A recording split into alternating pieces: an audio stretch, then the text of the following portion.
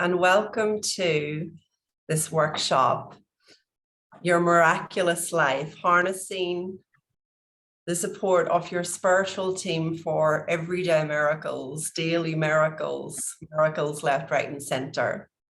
So I'm Grace Kelly. For those of you that don't know me, I've been on quite a journey of experiencing the love that never dies, the spiritual connection that I have to my fiance Francesco, who departed, or not so departed, 2 years ago, very suddenly.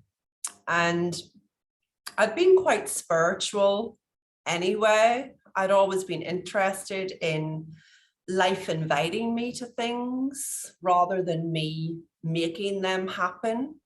I went through a period initially of falling into that quote unquote American hustle, where I find myself efforting and pushing and trying harder. And it made me kind of realize, gosh, I didn't get out of my day job as a school teacher to work hard. It was very hard work, the path I ended up on. And it was very innocent, but it was symptomatic of little Grace taking over and running the show. So luckily, wisdom had her way with me, and I was brought back to remembering, I suppose, that there was another way, that there was a universal intelligence within us and around us, the same energy that beats our heart, the same energy that is looking at me through your eyes and through my eyes looking at you, that there's a consciousness that is much bigger than our small selves. And that if we get out of the way a little bit more and more each day, this incredible support system can be felt, heard, seen, and most importantly, go to work on our behalf. So if you're really not interested in efforting anymore, or you're done feeling lonely, or you find your life just quite hard a lot of the time, and maybe you're even experiencing your own journey of grief or sudden change or navigating the unknown, you know, today what I'm sharing here will really support you in remembering all of who you are and allowing you to step into a space of grace, no pun intended, but really a space of grace where you're just a bit less interested in yourself. You know, you become more interested in how this intelligence can support you and the guidance that this intelligence has for you. So I've kind of divided the workshop up a little just so that we can experience all of what we want to experience here. And so in this first part today, where we're going to engage together for the next 2 hours or so, I'm going to focus on helping you connect to your spiritual team and add to that existing team and get into the familiar feelings of that. And I'm going to give you some examples of how it has shown up in my own life. And I know there's some of you here that I work with privately, and you know, maybe you'll also share with the group how your spiritual team has come forward in your life.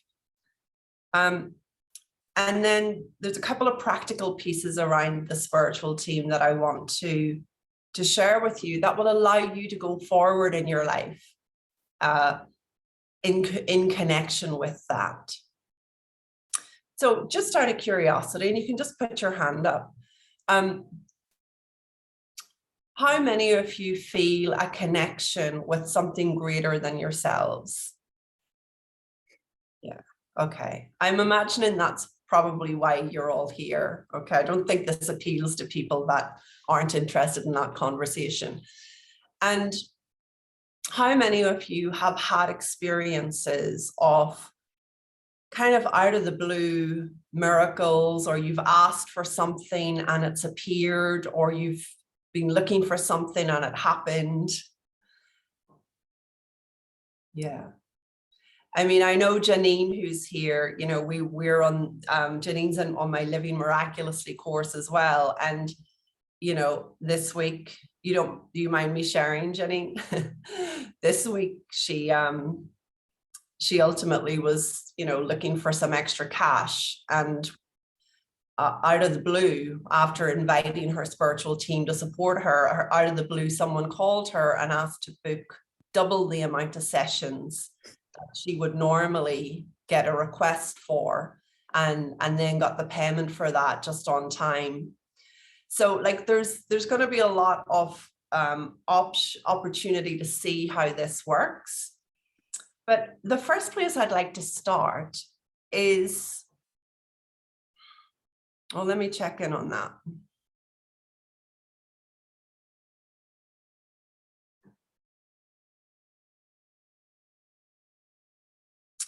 Yeah, so the first place I'd like to start is to share with you what I see as the spiritual team.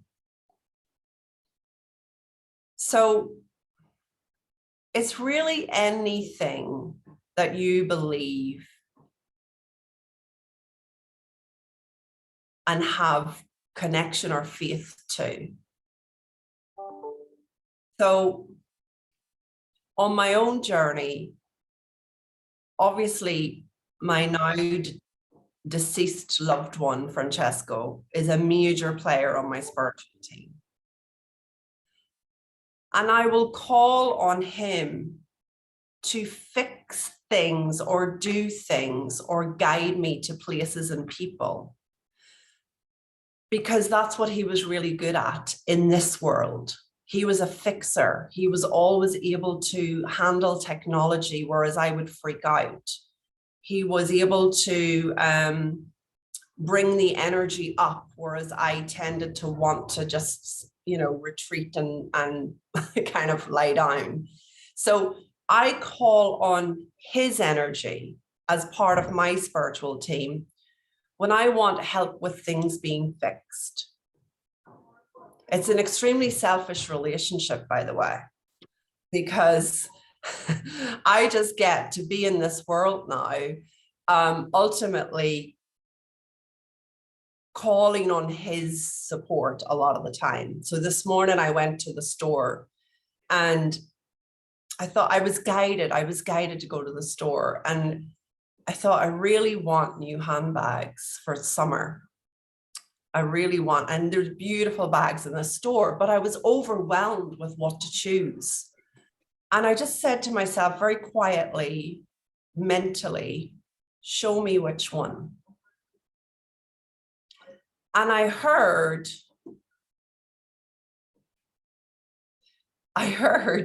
like, there's not just one. And this was very indicative of our relationship, because Francesco had learned over time to say to me, well, you don't have to choose, you can have both. And that was really great. You know, that was something that every woman wants to hear. So I knew that was his guidance in the shop, because I was looking for just one bag somewhere, but I was loving so many of them. And he was reminding me, you know, there's not just one. You know, you can have both. So I got two beautiful bags. Okay. So that was an example of being a little bit under pressure, because the sales assistant was kind of following me around. And in that moment, I was like, I'm not going to be able to choose. But if I call on my spiritual team, or if I want to be even more specific and I call on Francesco, then likelihood is I'm going to make the right choice.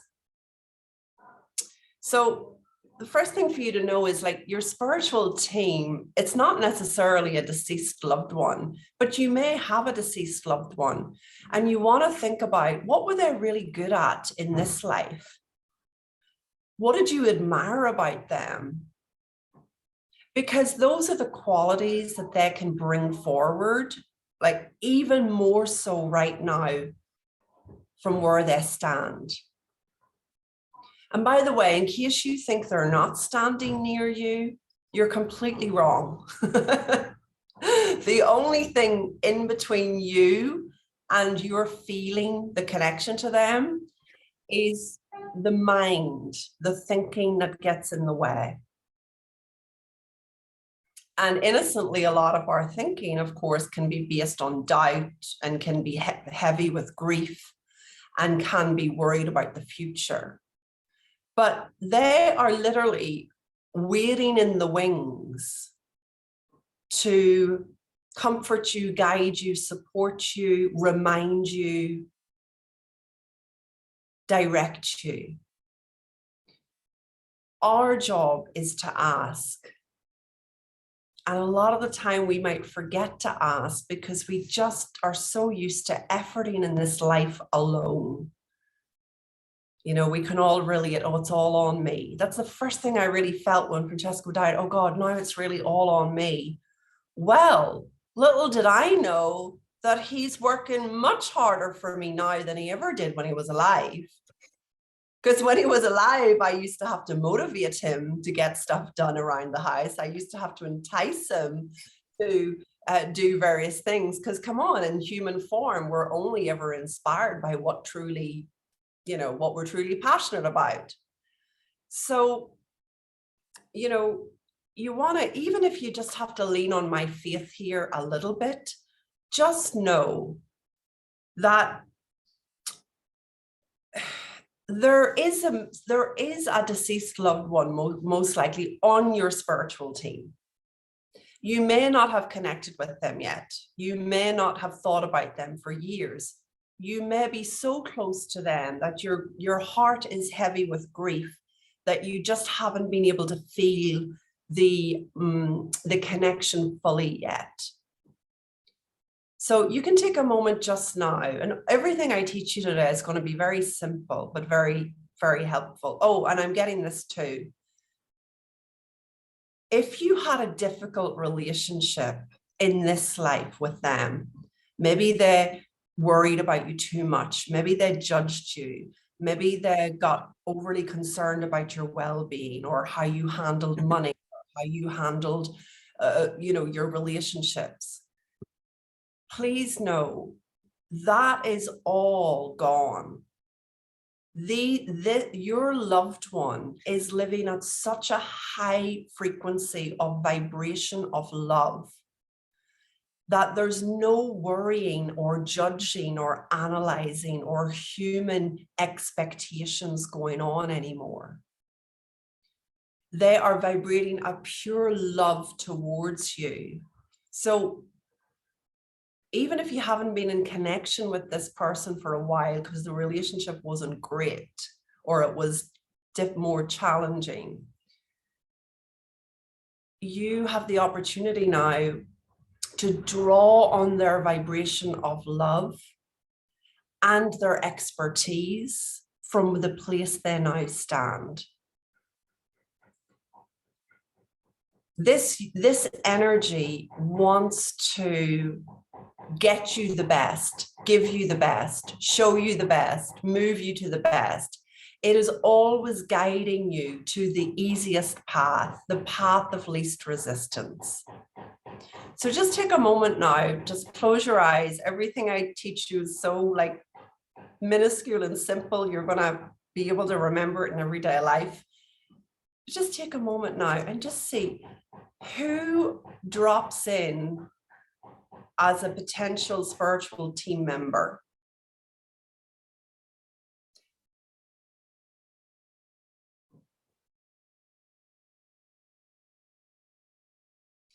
And here's another one. Who would you like to invite as a spiritual team member?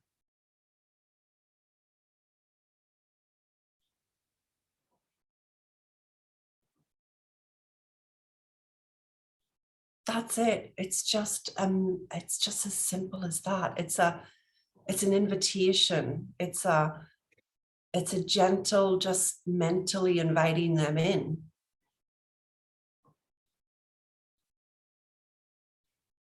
Now, there are not just loved ones on our team. There are, as I said earlier, there's anyone that you have a deep faith with or belief in or admiration for. So you might want to add spiritual figures. I know for some of my clients, they actually invite Jesus onto their team. You know, in my mind, he's there all the time. But, you know, for some of them, there's a mental invitation for Jesus to be there. For some of my other clients, they're really into goddesses and the deities from the past. And so in some cases, I have heard of clients inviting the goddess energies onto the spiritual team. So again, you get to choose. Maybe there's an angelic being that you would love to connect with. I know when I was on my path to meet the love of my life, I was calling upon Archangel Shamuel, okay? And she is the angel of love and romance. So at that time, I would invite her every day to support me in finding love, in being in love.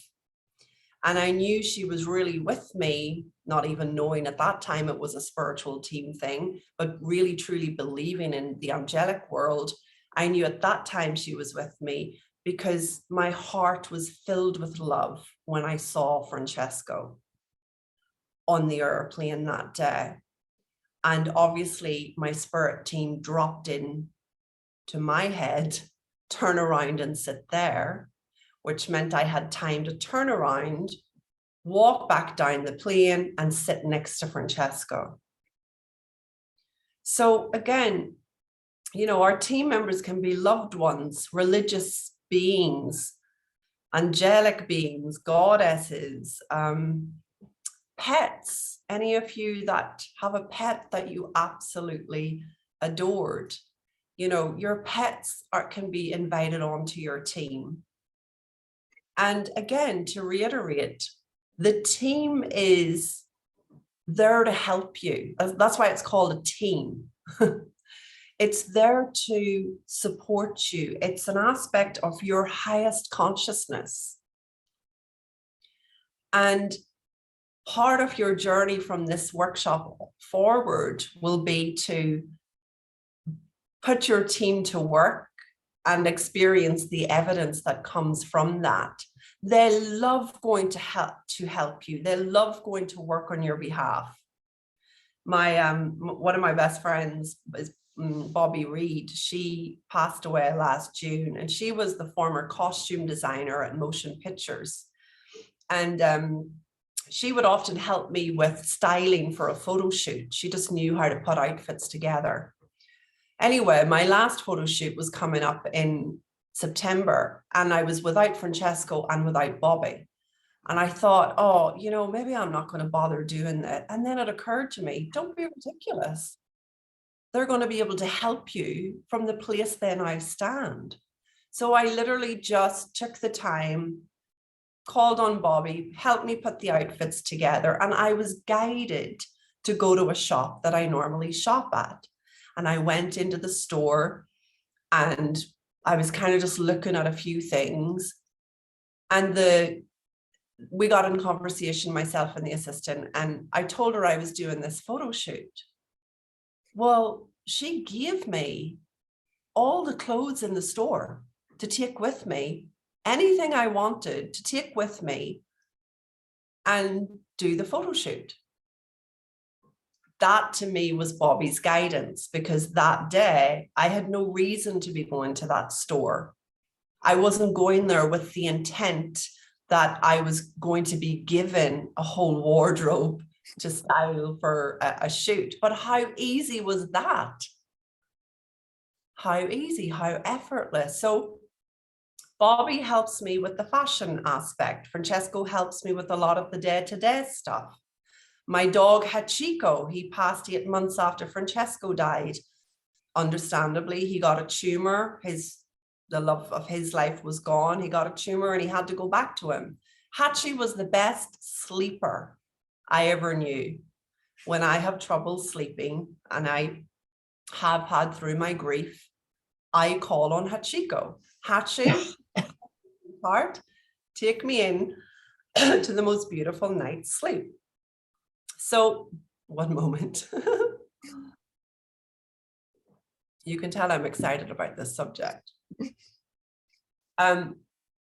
So your team can be made up of anyone and anything that you feel a connection to. That includes people who have been in the movies years back. If you want to call on Marilyn Monroe, call on her. If you need an extra boost of confidence, call on Scarlett O'Hara as the example. You can literally call on any of the energies, because ultimately we're all one. We're all one. So, are there any questions at this point? Janine, I was literally just thinking Marilyn Monroe before you said it. You must be with us. This is how it works.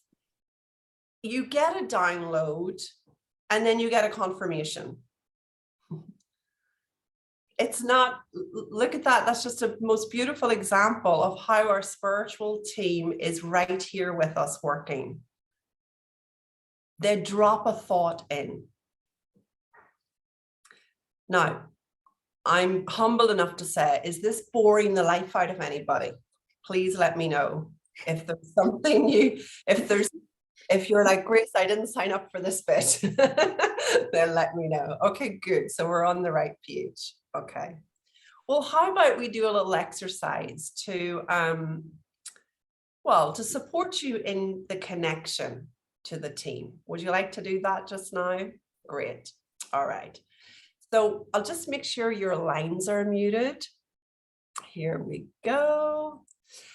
And I'll take you into this gentle meditation. It's called SIP, S-I-P, sit in peace. Okay. And I learned this from one of the teachers on afterlife that I actually listen to, because a lot of them I don't, because I listen to this teacher because she's very practical. And for me, if we're going to talk about spirit, it has to be practical. I don't want to be down this path of woo-woo the whole way. Okay. So this teacher, maybe you'd like to look her up at some point, is called Suzanne Geisman. And she was a former Navy, US Navy captain, turned evidential, I think she calls herself a medium. She's very practical, and she has lots of examples of how the spirit world are alive and kicking. So I like her meditations. Janine, Suzanne Geisman. I'll add her as a link anyway in our replay. So her meditation called Sit in Peace is just very gentle, very easy, and we're going to use it as our way to connect with our team. So just take your time to becoming restful by taking some breaths. I usually like to do 4 on the in, hold for 1, and 4 on the out.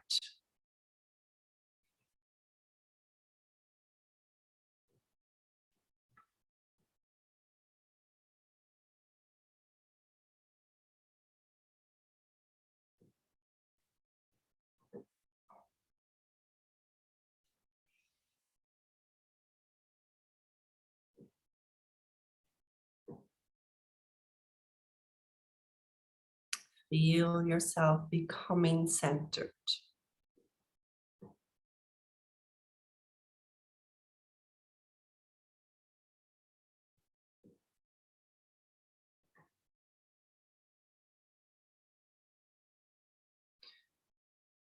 And I'm just adapting this exercise. So just see roots coming from your feet, down through the ground, down into the underground, and wrap those roots around that rock at the bottom of the earth, a huge rock. And see golden light coming from the rock, up through the roots, up through the underground, up through the ground, through the floorboards, and into your feet. And we're just shifting our energy here from busyness to presence, which is the space that our spiritual team can really reach us. So see this golden light moving up through the body, up through the legs, up through the hips, through the spine, through the abdomen, up into the chest, up into the back of the neck, up into the front of the face, back of the head, swishing down through the hair, the shoulders, the arms, the lower arms, the hands, out through the fingertips. Completely connected to this golden, vibrant, healing light.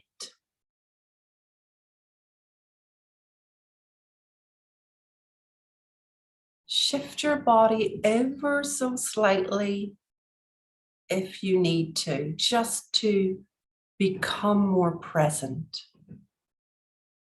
Feel your spine straighten.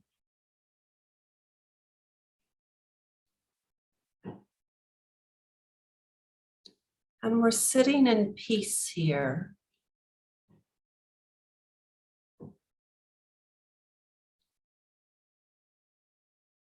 Becoming present.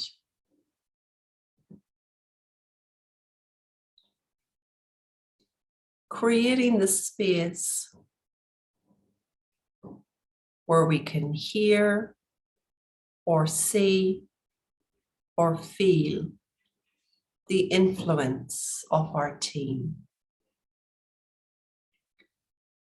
Now, for some of you, your spiritual team will be more of a verbal experience where you hear words.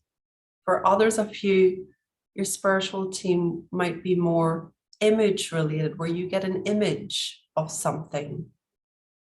And for others, it might be more of a feeling, a burst of knowing, a burst of feeling, a tingling. So you're just tuning in today to begin to understand how your team like to get through to you.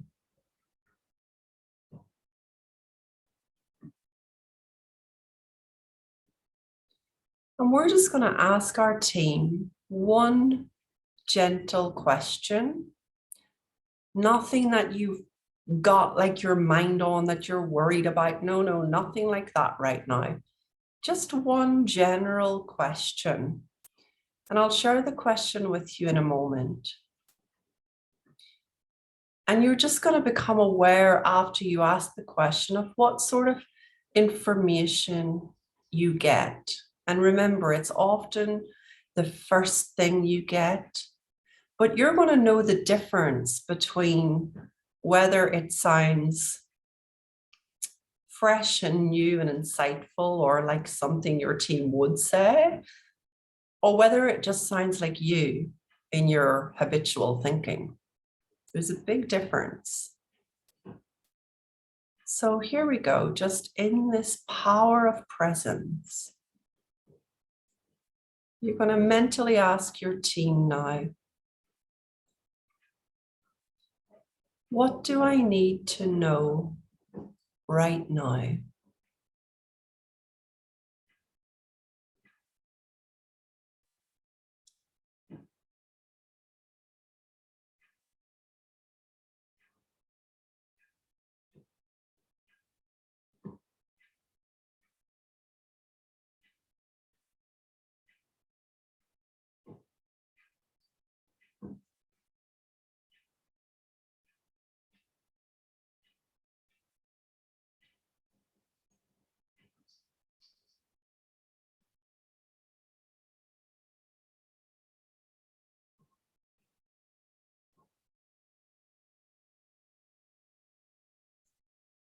And then you can ask if you need more clarity. Can you tell me or show me more about that?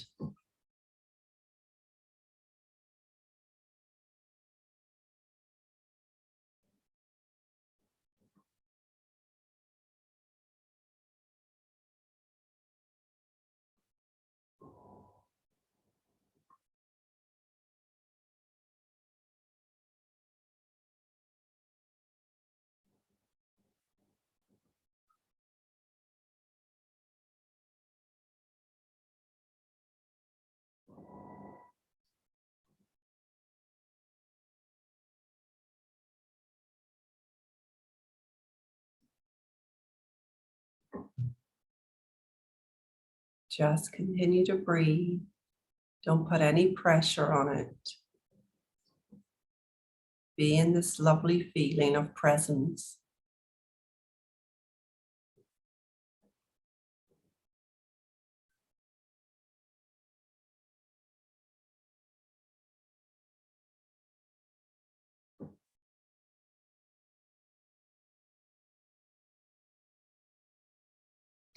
And then begin to move your fingers and toes, shifting your body, moving it a little bit, coming back into the space. And grounding yourself again, roots coming from the feet, down through the ground, down into the underground, and right down to that rock at the bottom of the earth. Wrap those roots around that rock.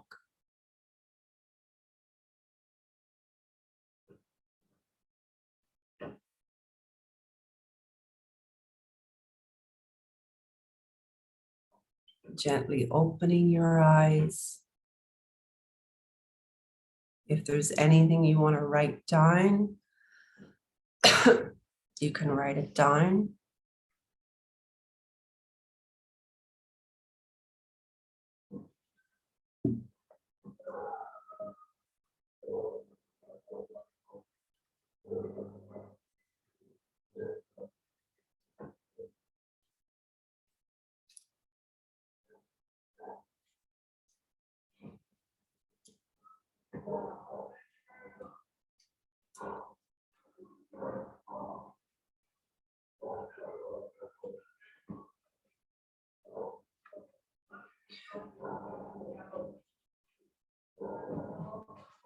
Now, again, we're not so concerned with what answers we get or don't get. We're concerned with building the muscle of connection here. So, out of curiosity, did you feel a difference between when you started the meditation and you actually finished the meditation? Did you feel a difference in your being? Okay, that's a really good sign that you shifted into presence. And that's the place you can get inner guidance from, divine guidance from. It doesn't matter if your mind is really busy. If you just take 3 to 5 minutes to shift into presence, you're wide open for guidance. And just out of curiosity, without any pressure on it, do you feel you heard or saw or felt anything that was information for you? Yeah? Okay. Anybody want to share? You don't have to, but if you want to, Pat, yeah, just nice little share, brief share, keep us enlightened. Yeah, I could feel myself sort of going down into that peaceful place, and I could feel, sense, and slightly see my husband to the right, and Jesus in front of me. Mm-hmm. And I asked what you said. What do I need? I don't even know what the question was. Right, but I heard to get to know more the truth of who I am. Mm-hmm. And then it's what you just said. And then when I asked the second question, they said to take a few moments, what you just said, not just every day, every now and then, and just to sit and be in that peace and call them in. And the rest was a bit, I can't put into words, but then that we would be able to get closer with each other. I would feel and attune more with them. Gorgeous. Okay, did that feel true and fresh for you? Oh God, yes. Yeah. Then that's how you know it's not coming from your intellect. And it was so peaceful. The words were on. It wasn't my intellect being busy. Oh, you should be sitting, or you should. Mm-hmm. I could feel the difference in them, them sort of saying it rather than me thinking, oh God, I've got to give Grace something. You know? That's it exactly. See, there's a big difference. Thank you so much, Pat. There's such a big difference between habitual thinking that's flavored with everyday crap, what you should be doing, what you should have done by now, where you should be by now, and your team's guidance, inner guidance. Does anybody else want to give their experience? Yes, Marlene. Hey, so what I experienced was not really an image or words, but a feeling in the body, like a little bit of a dizziness kind. Mm-hmm. And it was a remembering or a reminder too that it sometimes comes to a feeling, like in the body, like also a movement of the body. And then, funnily enough, right now I saw a bird coming here and sitting at the wall looking in. So I was reminded, oh yeah, birds are my spiritual theme too. Yes, for many people, birds are the indicator. That's beautiful. Yeah, and thanks for that, Marlene, because you know what, it's true. Sometimes we don't get words or images, we get feelings. You know, I've often experienced a tingling up the back of my neck. Okay. So these are signs of the connection. That's all we're looking for, the connection. Okay. And dizziness, of course, that lightheadedness, letting us know that we're moving closer to the spiritual team than our heavy human body. Okay. Beautiful. One more. Anybody else? Again, please don't be freaking out if nothing is occurring for you. We're all learning here. We're on this journey. It's just the beginning of discovery. Janine. I just felt just an overwhelming feeling, like deep feeling of, like I could see kind of when my eyes were shut, like this, like the sun, and but it felt really kind of a warming feeling, like kind of in my chest, and just felt, I felt I was asleep, but I wasn't. It was really weird, kind of, yeah, just a really, like I could feel kind of a vibration, kind of a really, don't know. It was really, it kind of took my breath away a bit, actually. Just, yeah. Yeah. So again, not your everyday human experience. Is that No. correct? Mm. Yeah. Good for you. So, you know, there's no right or wrong way to do this, friends, but there is the invitation that if you want to connect with your spiritual team, get guidance about a situation, then sit in peace for 3 to 5 minutes and trust what comes. You know, the biggest thing for most people is this lack of trust in what they're hearing, what they're noticing. Like, I'll give you an example yesterday. So I'm seeing this new guy at the moment, and I'll tell you more about that in a minute. But I had this intuition during the day. He's been in my house. Now, he has a key. He's allowed in my house. Let me just make that clear. But I had this intuition. He's been in my house. And I just went about my day and got on with things. He showed up at the door. He came in and he said, "Oh, you know, Grace, I had to come into the house when you were gone." And I said, "I know, because it dropped in."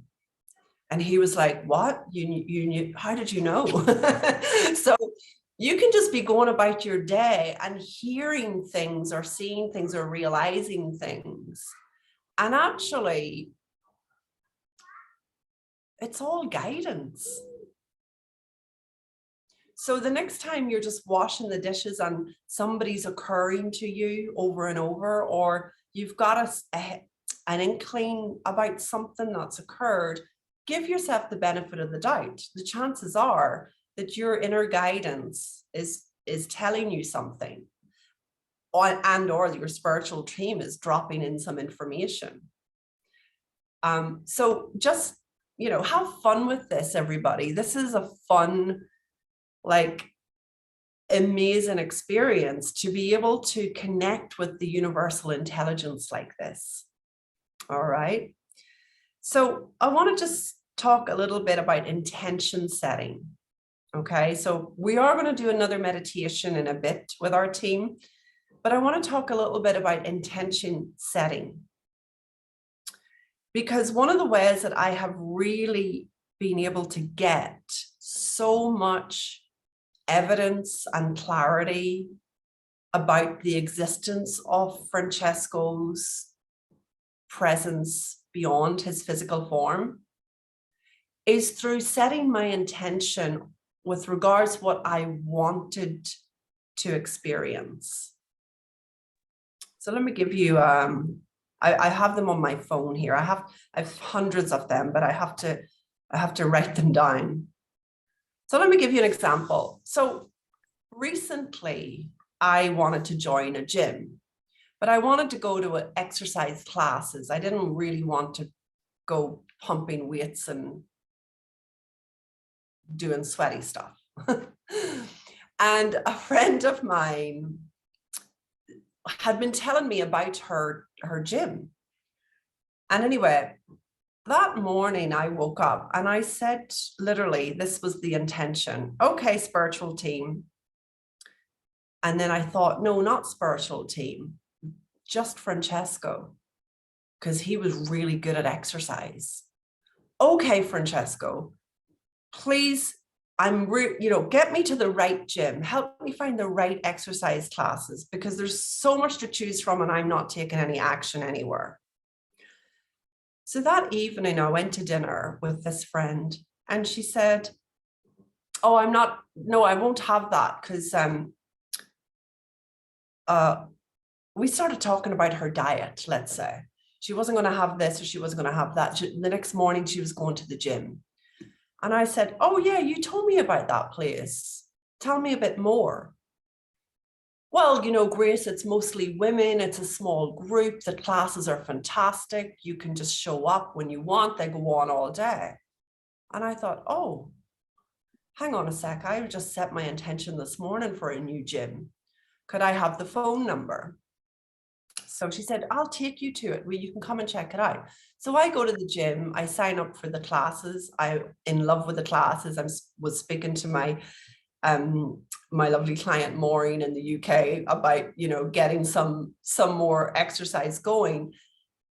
But what I didn't know until weeks later was that the gym is on a street called Via Macchitella.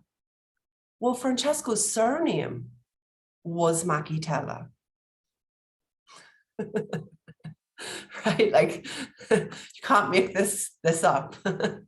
So of course I'm overwhelmed with this memory. Oh, I called on him to help me with the gym, and now I discovered that the gym's on this street. I mean, your spiritual team will make you laugh at how succinct they are, of how playful they are. Like, we're not just going to get you a gym, we're going to get you a gym and make sure that you see that it's the gym that I recommend, because it's not your spiritual team that needs to find the gym, it's me, because I was the one that was good at the exercise. Remember that. Right? So can't make it up. So here's the teaching point. I set the intention.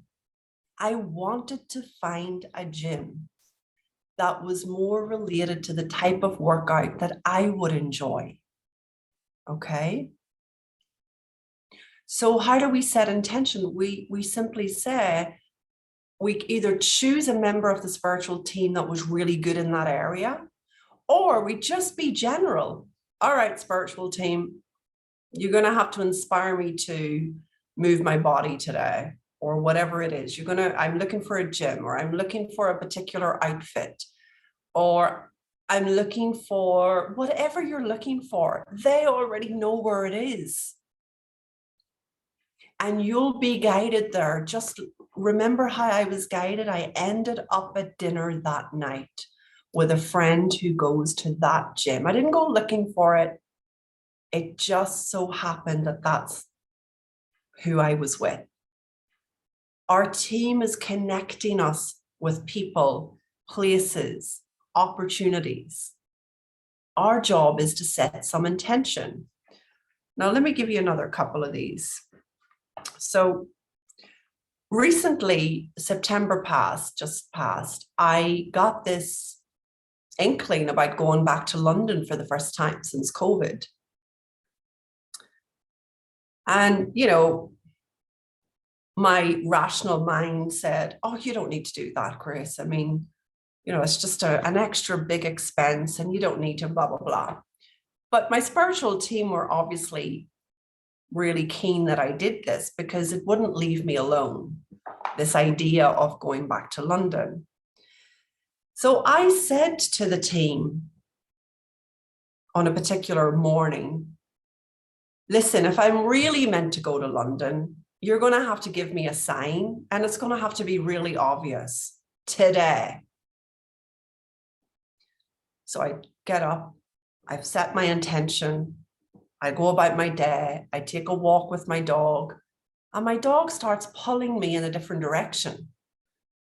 And I'm saying, oh, all right, then that's okay, we'll go this way. You know, like all that human stuff, like you don't have time and I wish he wasn't, why can't we just go the way we always go?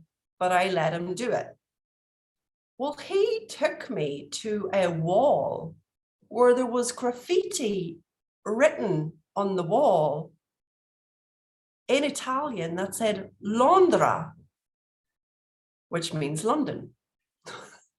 It was really hard for me not to book the tickets after that, but because we're human, I'm overwhelmed with this amazing, ta-da, the answers here. And I go back home and get all busy and go about my day and I forget for a minute. And then I'm still like, oh, maybe not. Maybe that's just. And then my friend knocks on the door and he comes in and he says, when's the last time you were in London? And I said, well, are you listening to my meditations? He said, oh no, I just wanted to let you know, if you do go back anytime, you can have my apartment. The spiritual team knew that I was a little concerned about how much it was going to cost to spend time in London, right? So again, the intention there was, you're going to have to show me a sign if I'm really meant to go to London. Well, now let me tell you then what happened in London. I'm in London. I'm in feelings of inspiration. It's so lovely to be there. I'm in feelings of appreciation. I'm walking the streets. I used to live there. So my heart and soul is, you know, and I'm also kind of like, wow, it's the first time I'm here since Francesco died. It's the first time I'm back. And our whole life was there initially. But I'm in this lovely feeling and my mind is clear, and that I keep hearing the same words coming in. Living miraculously. You're living miraculously. Living miraculously.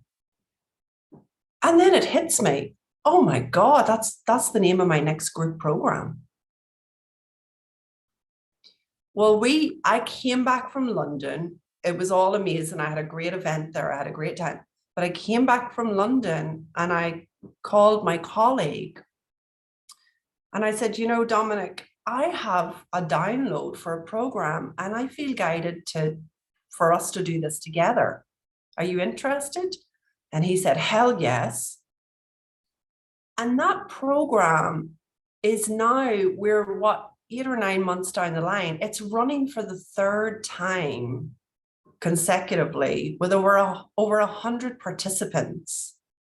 The easiest, most effortless, highest paid, quickest selling group program I've ever done in a decade of coaching. Can you imagine if I had ignored the guidance? Now, we do have free will. We don't have to listen, but it was sort of coming at me from all angles. And I'm at this point in my journey now where if I'm seeing or hearing things 3 times and I'm asking for evidence around it, I'm going to listen. Okay, I'm going to pay attention. So clearly London was going to be part of a rebirth in my business. And the spiritual team was wanting to support me with that. So again, set your intention. Is there a decision you're swinging on right now? Is there something you've been invited to or that you're thinking about? Ask your team for guidance and they will deliver. Part of the next meditation we do will be to support you with that piece.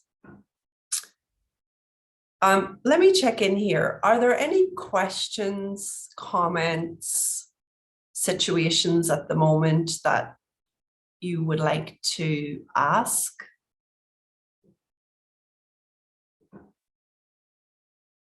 And there doesn't have to be. Marlene? Yeah, just I realized when you talked about who could join the team that I kind of am a bit hesitant to call on certain people. It's like I feel I don't want to bother them, or like I know it sounds strange, but it's just what's coming up. And also, so have you ever called on someone and they didn't join? Like it was just kind of your wish, but then I can't say I have, because I'm generally calling on the energy I feel most comfortable with. So maybe what I'd encourage you to consider, Marlene, is if it really doesn't feel believable or comfortable, you know, you don't have to go in that direction. But here's another thing I would also say is sometimes we're mentally calling and they're already there helping. It's only later that we're worried about it or concerned about it. Okay, so maybe initially, since this is perhaps the first experience of team building, go for team members that you feel totally comfortable and at ease about, and build up from there. So, I mean, what I know is that I have a connection, because when you talked about your experiences, many of them popped up in myself, like, oh, this time and that, and then, and then, and then. So I know there's a lot of connection, but I wasn't kind of that it was a personal or like to certain person. So it wasn't like connected to certain person. So I was just curious now. Yeah. Thank you. Yeah. There's definitely a connection, you know, because the fact you're asking a question about it, you know, so keep building. Yeah, keep building. Thank you for that. Let me just share a couple more and see what gets sparked. But another way our team tries to connect with us is, you know, well, no, I'll go back to the intentions. You know, setting your intention for what you want. Setting your intention is almost easier, because it allows them to go to work on your behalf, and then you get to see the evidence of that. So another example, I have so many here, I'm just trying to discern. Oh yeah, so another example was meeting this new man in my life. So I had so much energy when I moved back to the city of Ostuni, where I come from. So do you remember, so Francesco died, and then I lived with his parents for a while, and we were in the middle of COVID and all of that. And this incredible opportunity came to me to come back to the town that we lived in. And obviously there were a few men around that knew, oh, she's now single type of thing. And I've got to admit, I was really open to going on dates at a certain point, but I didn't want to go through this app thing that everyone's doing, because to me that just sounded like work. So I put it to my spiritual team, and Francesco being the love of my life, you know, send me someone that you trust. Send me someone that would be that would take good care of me. And it was interesting that there was someone who had been reaching out to me on Facebook Messenger a couple of times. And they'd said something like, oh, Grace, are you still here? You know, would you like to have a coffee? And I was used to people saying that to me, because a lot of people were reading locally, were reading my stories. But it was kind of like, oh, it's just another person that wants to have coffee. I'll make time for it later. So we never really got around to making time for the coffee. And then one day I was lying on the sofa, I kid you not. I was in the midst of my grief, and I was lying there, and it must have been 12 o'clock in the day. And my friends called me and said, Grace, you need to come down to the coffee bar right now. And I was like, no, I can't. I'm in an awful way. I can't do it. And they said, there are 3 men here wanting to meet you. So I'm now thinking to myself, oh God, I've been setting that intention, and now I really should go down there, but I don't want to. And what got me was I was wearing a silk green vintage Yves Saint Laurent shirt that I picked up in a store. And I thought, or the team thought, put this thought in my head, it'd be a shame for people not to see that. So that was my excuse or whatever. So that's what I heard. So I somehow got the energy to get up and go down to this coffee bar. And of course I get there and I'm thinking, oh my God, none of these are my type at all. What are my friends thinking? But as I'm sitting there, this man is is next to me, and he was quite shy, but I suddenly connected the dots, and I said to him, were you messaging me on Messenger to go, are you the man that was messaging me? And he was like, yeah, but you know, I didn't want to push it in case you had other things to do. But then later he did message me again and say, well, now that I've met you, can we go for that coffee? Just the two of us. So lo and behold, and long story short, he was the guy that I decided to start seeing.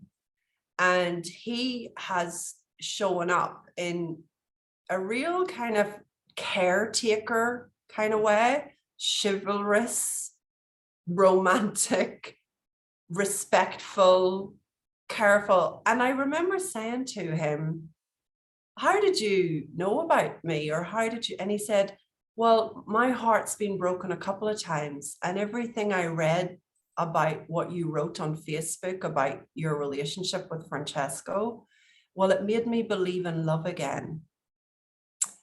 And I was like, oh, it was really helpful to me to hear that, because it was like something that I just knew Francesco would have infused, you know? And so that was an intention for romance, an intention for find me the right match for now. You know, I could waste my time trying these different opportunities, but, you know, come on, spiritual team, come on, Francesco, just send it forward. Another example of how they go to work on your behalf. Okay, there's nothing off limits. There's no area that's too difficult. I had to apply for my passport because it had expired, and it was in the middle of, you know, everything. And I realized I'm never going to get home if I don't get this passport. But because Brexit had occurred, the rush for Irish passports was crazy. And I go online and it tells me I'm going to have to wait 6 months to get my passport renewed. Well, immediately in that moment, I said, you know, spiritual team, Francesco, please, you got to speed this up. I need my passport. I'm going to need to travel, etc., etc. I had my passport within 2 weeks. It kept saying on the database, 6 months, your passport will be ready in 6 months. I had it in 2 weeks. So you don't want to look at what the world is saying. You want to take the time to connect with your spiritual team, because they can bypass time. They can get the people, the places, and the opportunities you need. Our job is to get out of the way.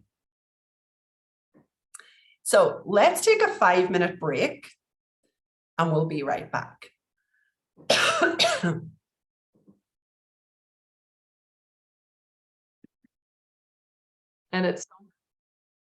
And at some point, my ancestors came up, like not in like with words or stuff, but they appeared in photographs that were missed, and also through my father, who found a little piece of paper where all the ancestors back until 1625, I think, are on, and he thought this piece of paper is lost, and he found it eventually, and he showed me, and it was so crazy because it was in connection to a man I met recently, and he also got on the same day pictures from his mother of his grandparents. It was wow. And now I realize, oh, my team, like my ancestors are in my spiritual team and birth, and I wrote it down here in my thing, and I got the chills that I know they always come when I'm really aligned, and yeah, so it's crazy, crazy good. Wonderful, it's great. Thank you for that. But just anybody else who, I know Pat can share with us as well, like any examples of spiritual team stuff or confirmation that you know, you've set that intention, you wanted some evidence and you got it.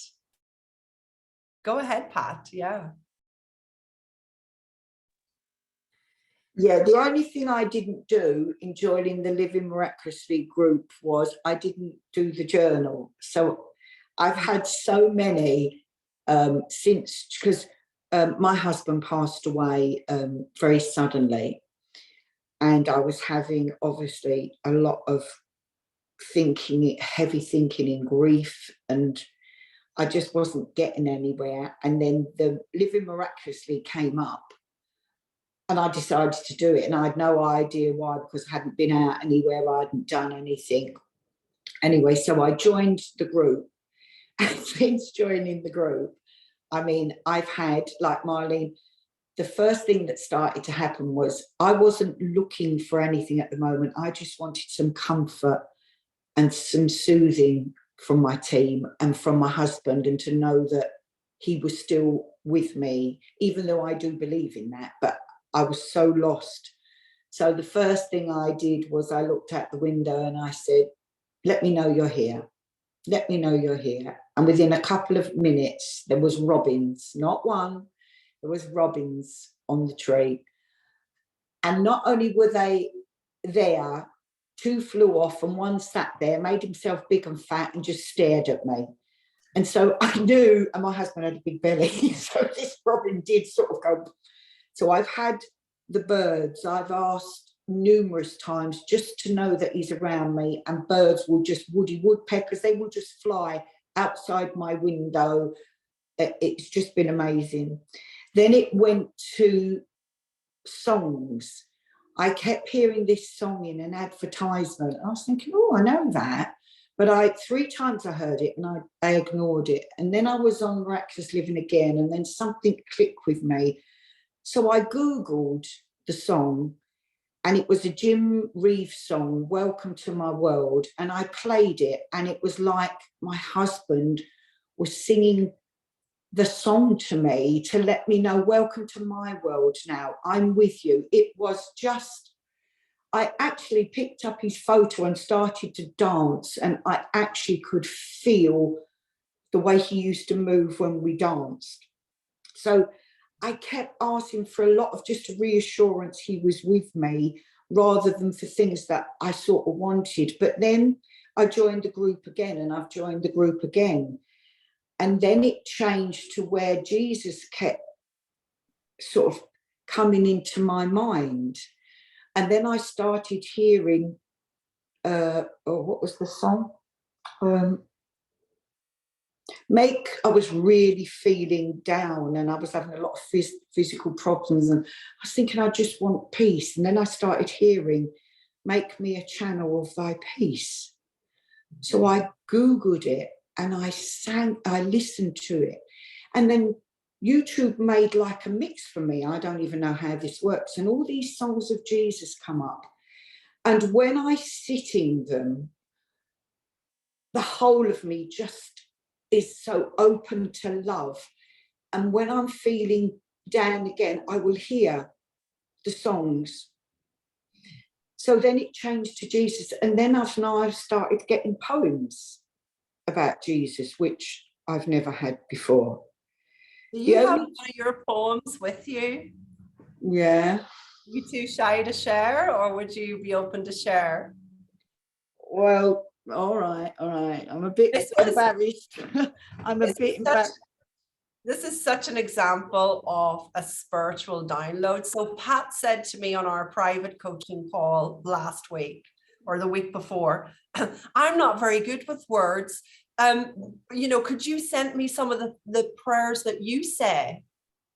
And I was like, well, of course, but I bet, you know, in my head, I was thinking she's great with words because she shows up on our group calls and coaching calls and she participates.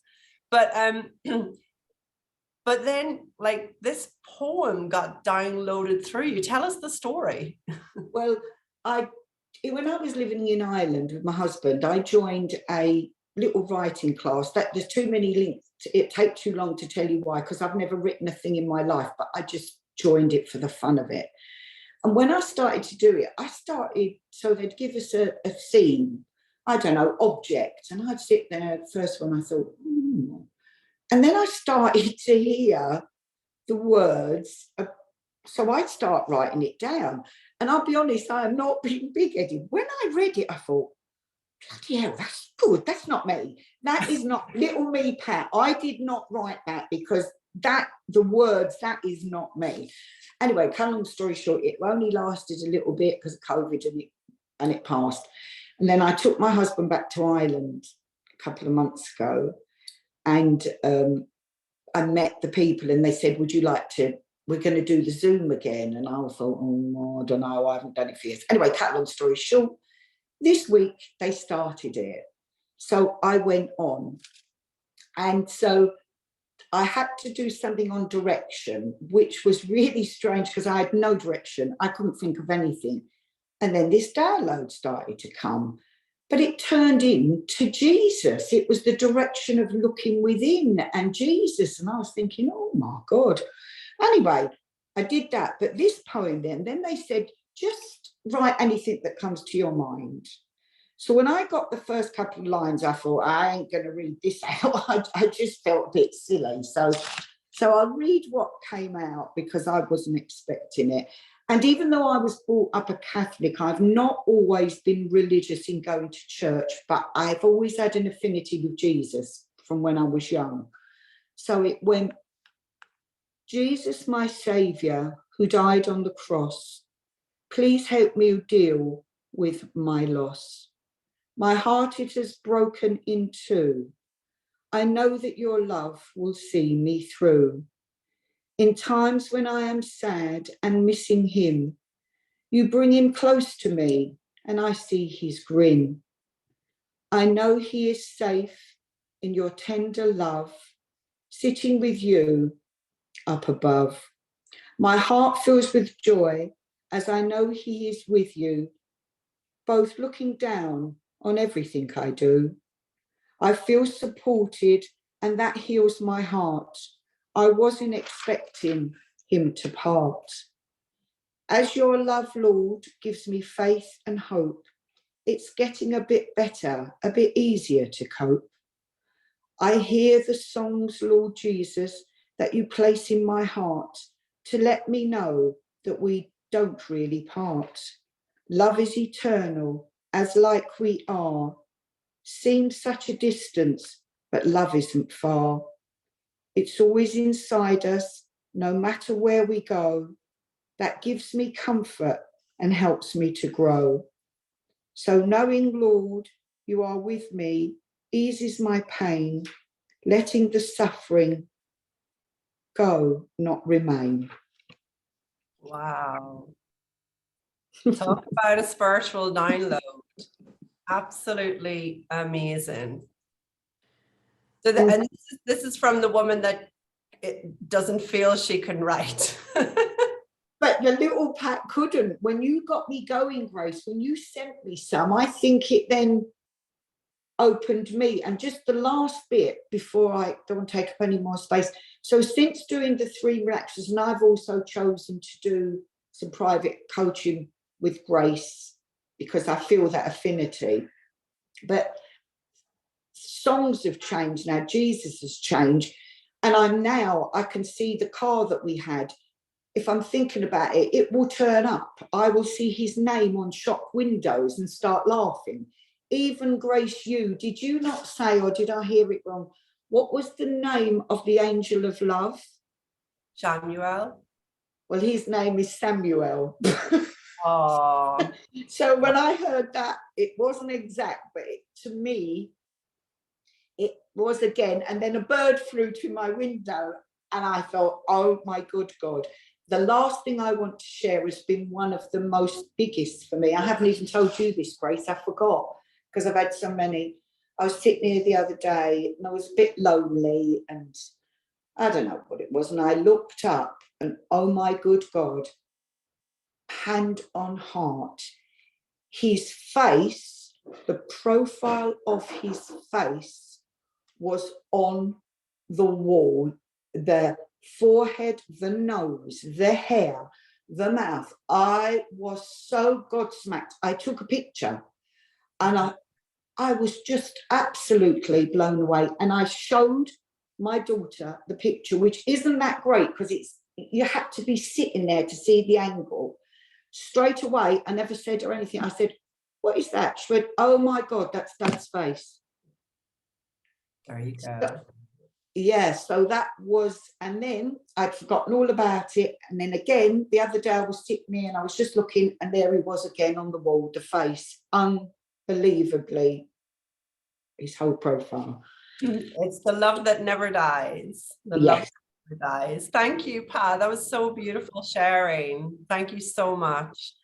You know, because I don't want people to think that these miracles or spiritual downloads are just something that happens, you know, to somebody who loses their loved one. That's not the case. Your spiritual team is always around you, within you, guiding you. Okay. And so you want to get into the habit of setting intention for what you're actually wanting help with, and then asking for evidence of that.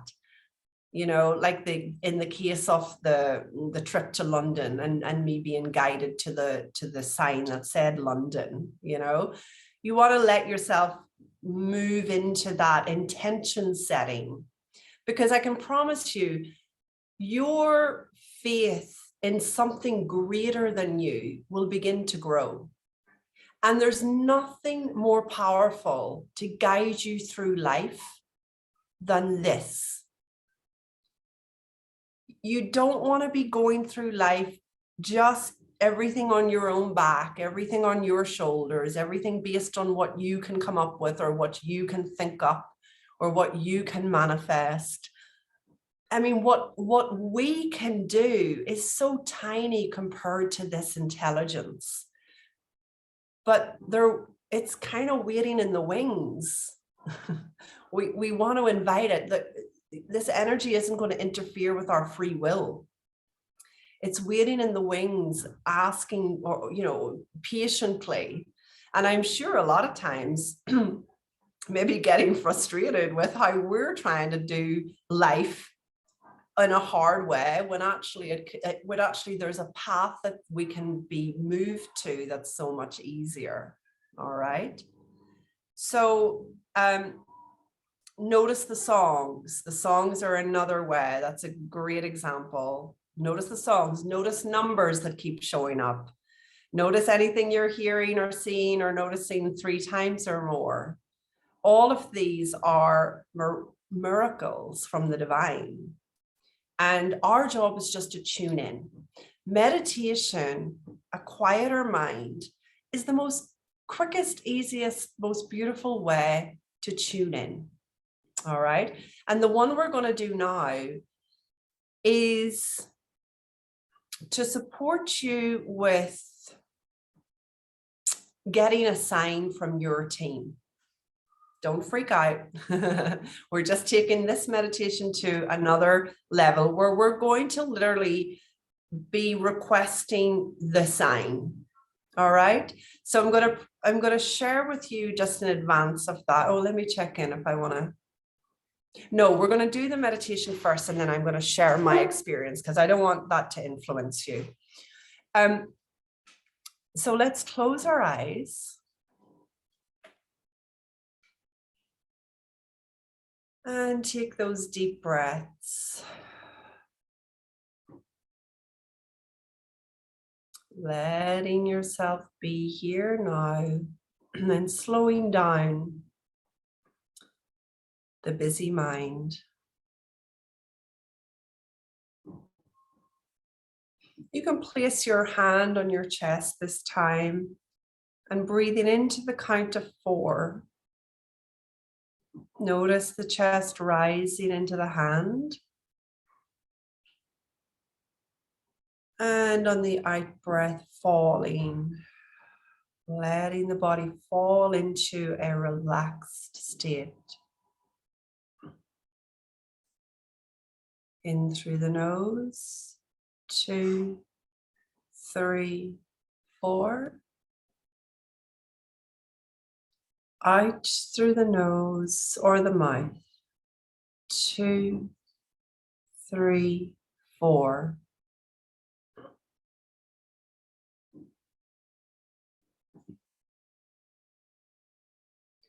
In through the nose. 2, 3, 4.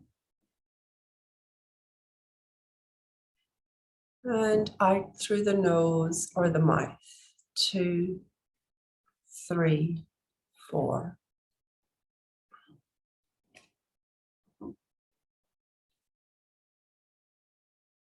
In through the nose. 2, 3, 4. And out through the nose or the mouth. 2, 3, 4.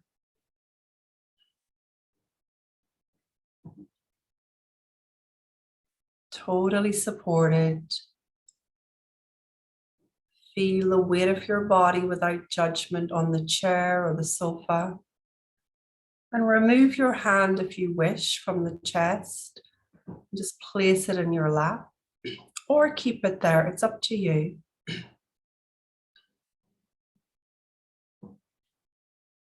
And we're shifting. Remember to move to our spiritual team and higher consciousness. We're shifting from all the human burdens and overthought, overthinking. So just physically shift your body a little bit in acknowledgement that you're ready to connect. And see roots coming from your feet down through the ground, down into the underground, and wrap those roots around that rock at the bottom of the earth, keeping yourself grounded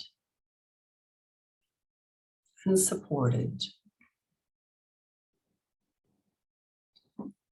Now, almost like a whistle, you're going to, I know you're all muted, so don't worry. You're going to take a sip of air through the mouth.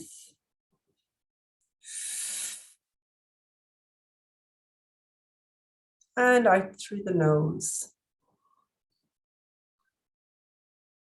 Do that a few times. Sip.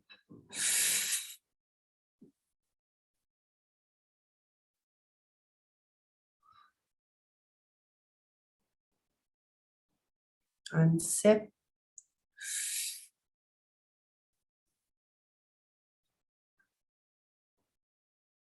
One more time. Sip.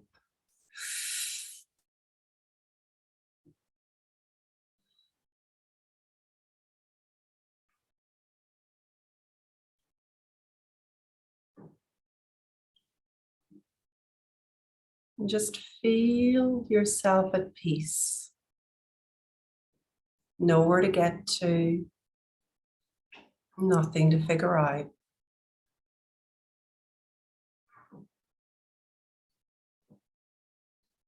And invite now your spiritual team in general, or a member of your team specifically. Invite them to just join you in this meditation.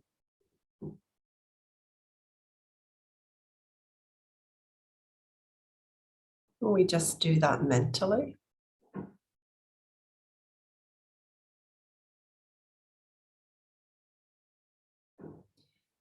And I'm going to give you a question.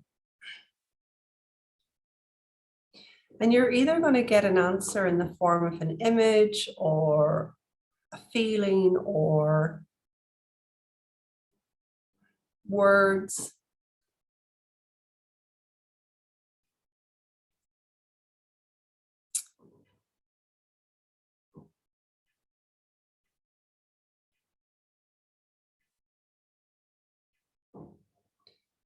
So here we go.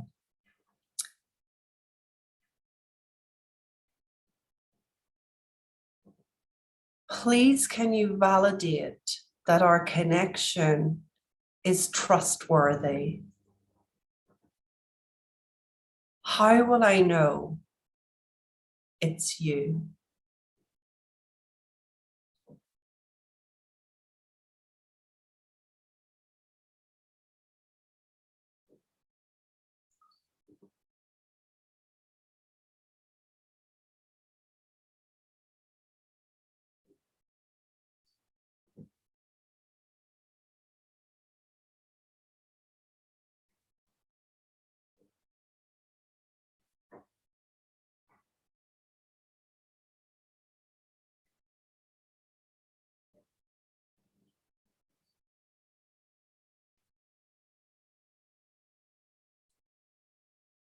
Now, if you're not getting anything,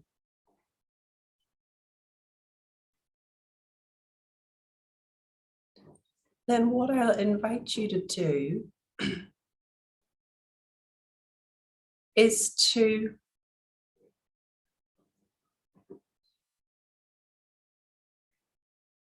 come up with something that you're going to ask them to show you in the coming day or days that will validate that the connection is happening. So first thing that pops into your mind, what do you want your spiritual team to show you that will validate the connection is trustworthy and really true?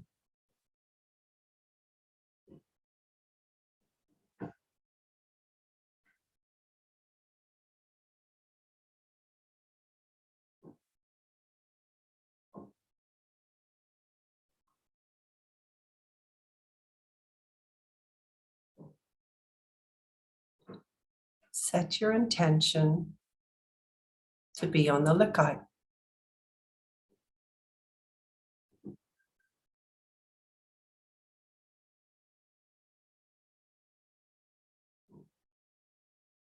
And now just remaining in this beautiful quiet space.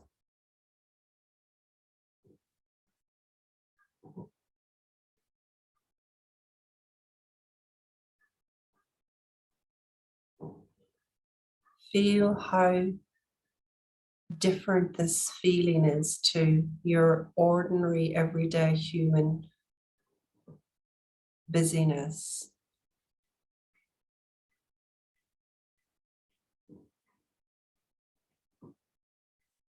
Continue to sip again through the mouth.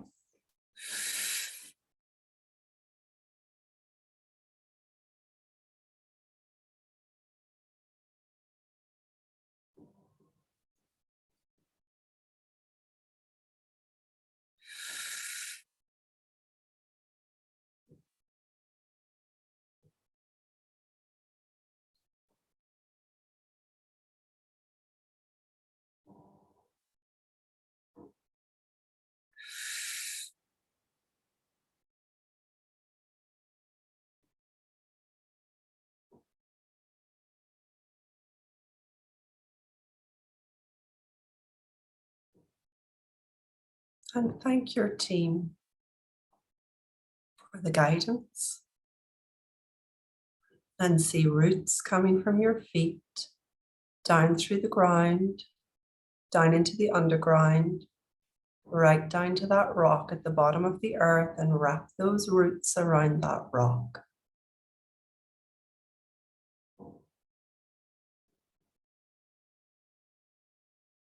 Begin to move your fingers and your toes, gently opening your eyes and coming back into the space.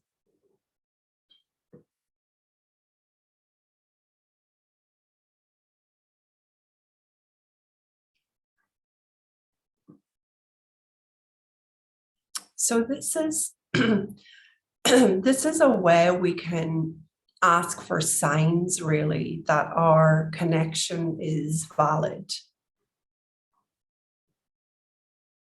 You might want to write down anything you heard or any image you got.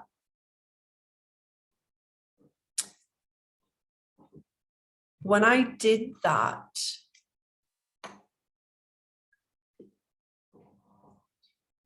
I remember Coca-Cola was placed in my head as a word or as an image. I don't remember which. And I remember arguing with Francesco about, well, that's a ridiculous sign for me to look for. Coca-Cola is everywhere. How on earth am I gonna? So I went back in and I kind of asked again, like, okay, show me what I'm gonna see, that lets me know it's you. And Coca-Cola came in again. This was like a can of Coke this time, but it was still Coca-Cola. So I had to trust it. My intellect wanted to argue it again, but I had to trust it. And I went about my day and I went to a friend's house in the afternoon. And it was strange. She invited me into her sitting room area instead of on the terrace where we would normally go. And I ended up sitting in there on my own for a while because she decided to go and make some tea. And I looked over at this vast bookshelf that they have. And in between the books was a mini Coca-Cola can. I kid you not, right? So your mind might want to dismiss, and this is part of the learning today. We don't want to dismiss what we get. Our spirit team know what we're going to encounter before we do. So they will often give us a symbol, a sign, a message, or something or other when we ask them to, like we just did, because they know you're going to encounter that.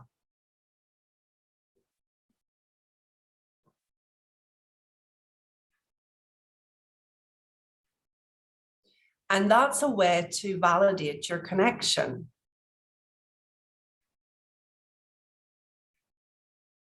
In the example, I think it was a client of mine, she asked for a sign that she wasn't making all this up, and she got the image of a Fabergé egg.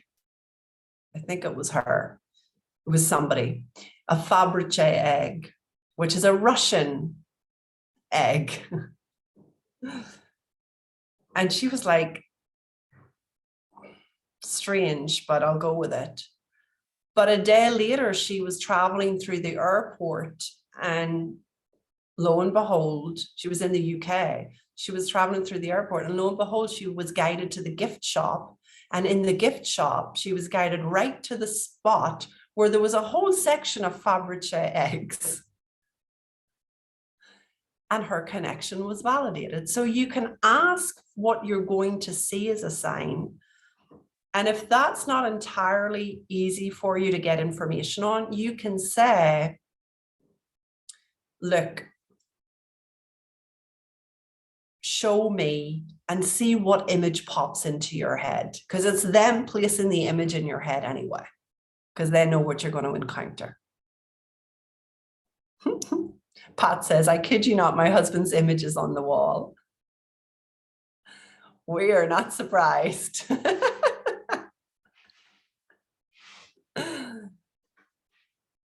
When we're lighthearted, the connection with our loved ones is so much easier.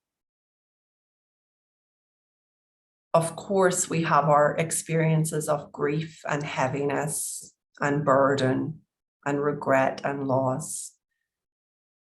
But the lighter you can be in your heart about the incredible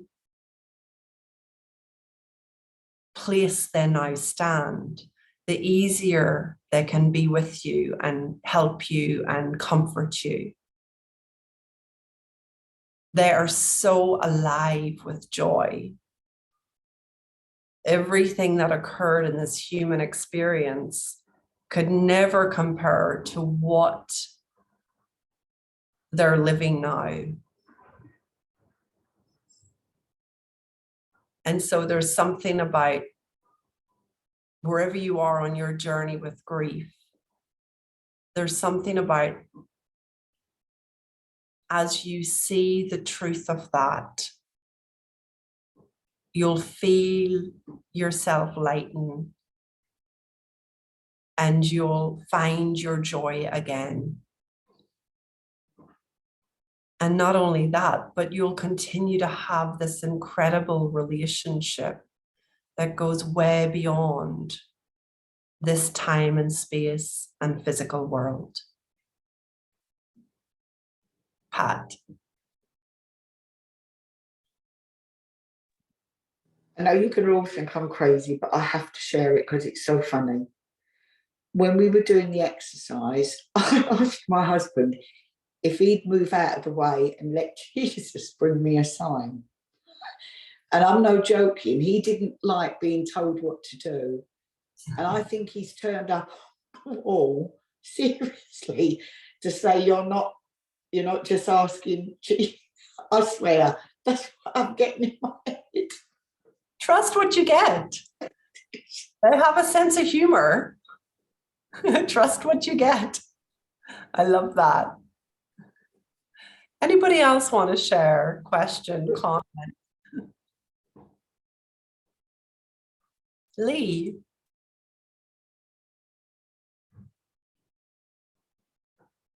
Yeah, Lee, you're unmuted. Yeah, it's still really raw, so I can never tell what my emotion's going to do.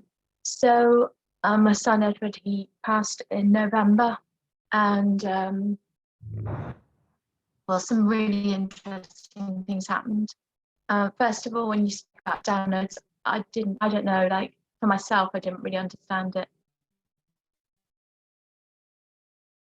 Can you hear me? Because my internet says it's unstable. We're losing you a little bit. I wonder if you try without your video.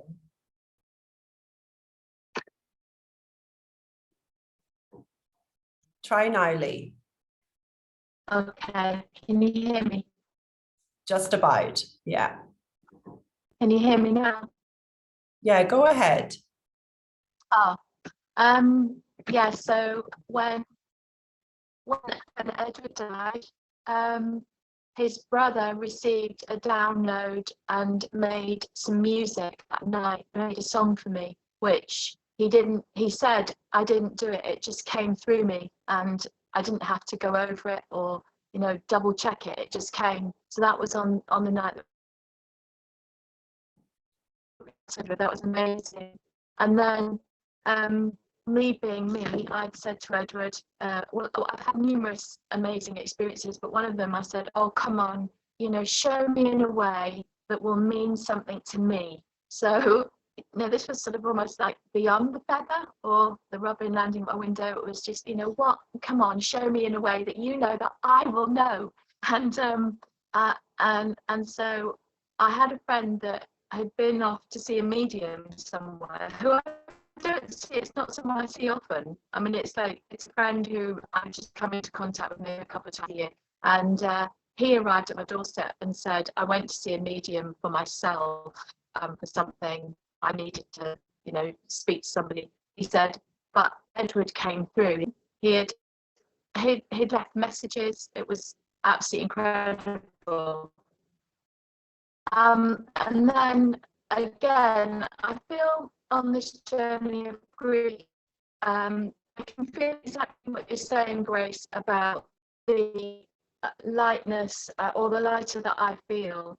I feel as if he's been helping me to come to terms and acceptance of this position of being a mother who's lost her child. And so I have days which can be better, and then I take it's a bit like a roller coaster. I take a dip and I can be in a really bad low place, and I'm not fighting that. It's normal, it's fine.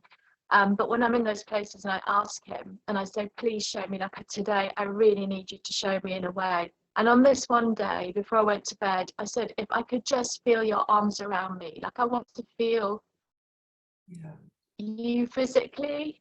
And I went to bed that night, and when I woke up in the early hours of the morning, my partner was behind me and he had his arms around me, but they didn't feel like his arms. It felt like Edward was holding me. And I didn't want to say anything in the morning because it felt, it was like, it wasn't a sexual thing. It was just like I felt my son holding. I woke up and he said, the weirdest thing happened to me in the night. I got up and went to the toilet and came back. He said, and I wrapped my arms around you and I was holding you. He said, but it didn't feel the way that it usually feels, and it wasn't a sexual thing. And I said, it's because it wasn't you. It was Edward had come through you somehow. It was Edward's arms. Yeah. So Wow. yes, I have. And now just we've got this old project going. We've got a wagon, an old wagon with some robins that have nested in the wagon that we're working on. So I get to see them every day. Oh, Lee, that's beautiful. Thank you so much for sharing. Wow, wow, wow. Yeah, and you're bringing up here something really important for us all. It's that feeling, we've got to start trusting ourselves, all of us, because we know through the feeling we get every time. And I hear Lee describing the feeling of her, the intention that her son would comfort her and the feeling of his comfort. Our spiritual team, and particularly loved ones, will use the consciousness of other humans and animals to get through to us. If you're wondering why birds are staring at you, that's consciousness being focused towards you. And so, always trust that feeling. I felt it was my team. I felt it was him. I felt this was what was going on. That is your indicator. And so innocently, we've been taught to, question that, doubt that, dismiss that. I love that you have the courage, Lee, to come on and share and be part of this conversation. And we're all with you, just through your loss, just so grateful that you've been able to come and be with us today. And no doubt, Edward, inspiring you. There's a loved one on each of your shoulders that has inspired you to be here today. There's a team member that has said, you know what? You're going to go and listen to that crazy stuff Grace has to say about spiritual team. So, good for you all. You're all tuned in. You're all already listening. And that's what it's about. It's a sort of a deeper listening. I talked about us discerning between this guidance from our spiritual team, which I also call inner guidance, and everything else in our head. It requires a slightly deeper listening. So a shallow listening is where we are just tuned into the usual station, the station of lack, the station of worry, the station of comparison, unforgiveness, challenge, all of that. That's not the main broadcaster. I liken it to this. If you ever watch the news, perhaps more so in the UK or America, you've got the main broadcaster speaking, and let's call that your wisdom, your inner guidance. Let's use that as the analogy. And then you've got this ticker tape that runs across the bottom of the news channel with a whole ton of other information about everything else that's going on in the world. If you've noticed, it's hard to listen to the broadcaster and also read the ticker tape. The ticker tape is the noise in your head. It's filled with worry, stress, fear, habitual thinking. It's not very flavorsome. But as we tune into the ticker tape, our lives are kind of bland and our energy is low and our symptoms in our body begin to express over time that we've been living in the habit of insecure thought for too long. But that's not where the juice is. The ticker tape's just what we've gotten used to listening to.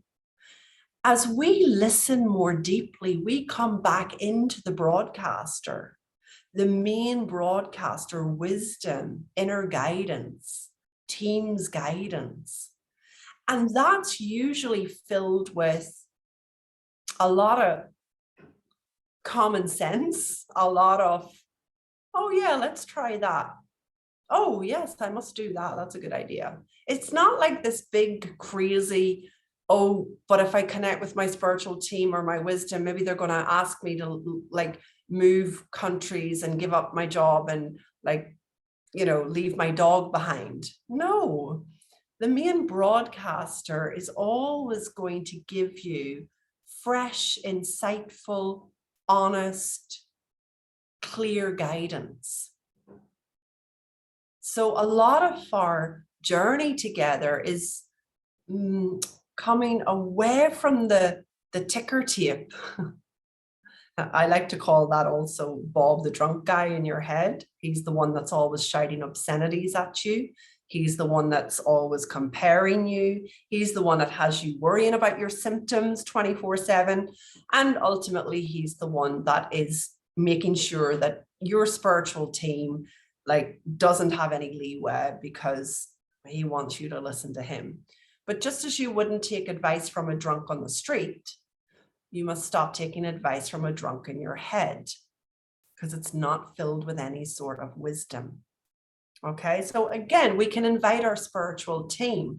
Like sometimes I'm too revved up to know my answer, and I'll say, all right, spiritual team, you know, give me your thoughts about this situation. Give me your thoughts about myself. I'm not seeing clearly. Give me your thoughts about what needs to happen next. So again, there's a level of intention that we bring, and then we listen deeply for the guidance. Sometimes we just notice, like I did yesterday, goodness, I woke up and I was like, oh crap, I'm doing this like volunteer service every Friday with like 20 teenage boys at a local school. And I woke up yesterday and I went, oh crap, I don't have the energy for that today. And then I said, oh, well, hang on, I don't have the energy, but something bigger than me does. So again, I invited the spiritual team, infuse my energy in this situation. Give me your energy as I work with these young boys.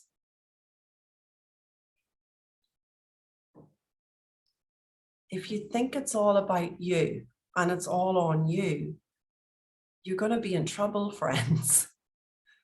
I mean, you can still do that, but it's just not very enjoyable. Questions, comments? We're coming close to our break. Just anything you would like to share, anything you want me to be aware of, anything you'd like to delve into in part 2 more succinctly.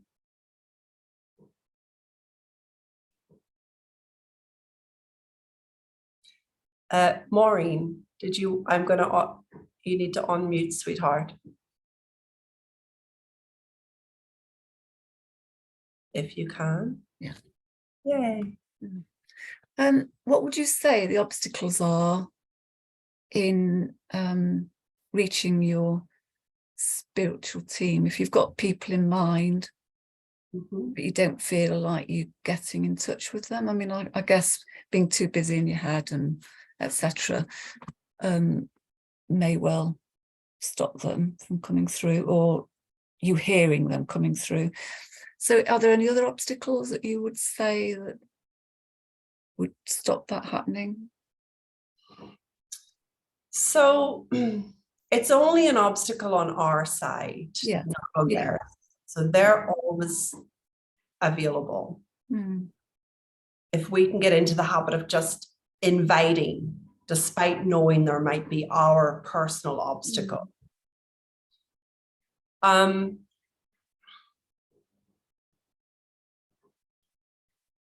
You've mentioned the core ones there, Maureen. The only Yeah. other thing I might say is, Yeah.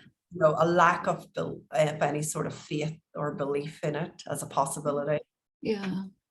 And your logical mind sort of playing tricks with you.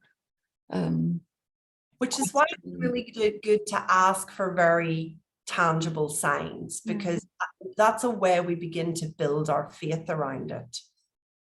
You know, like I remember I was going to have to drive the motorway in Italy for the first time on my own. And I was so like worried about that. But I called on Francesco. He was such a good driver. And I called on him to support me. And as I was crossing the bridge onto the motorway, like right in that moment, and I had the radio on, Depeche Mode, Enjoy the Silence came on. And that was his favorite band and his song. And I just knew every part. It was just such a tangible sign, despite my disbelief in the moment that, hey, even, what do you mean, even driving you can help me with? Are you sure? You know, even in that moment, that was a tangible sign. So what I like to do is record the signs, Maureen. Yeah. You know? Because sometimes like I need to go back and I need to remember, like, oh man, hang on, and that happened. Oh, and remember when that happened. And then it's very hard to be in any sort of doubt, you see. Even with a busy mind, our spiritual team can get through, but these little gentle 3-minute meditations can just help us like get into the connection. Okay, great question. Paula. I just wanted to share, like when you had us connect, by the way, that sipping thing actually helped a lot and like calming the mind down and stuff and getting more centered.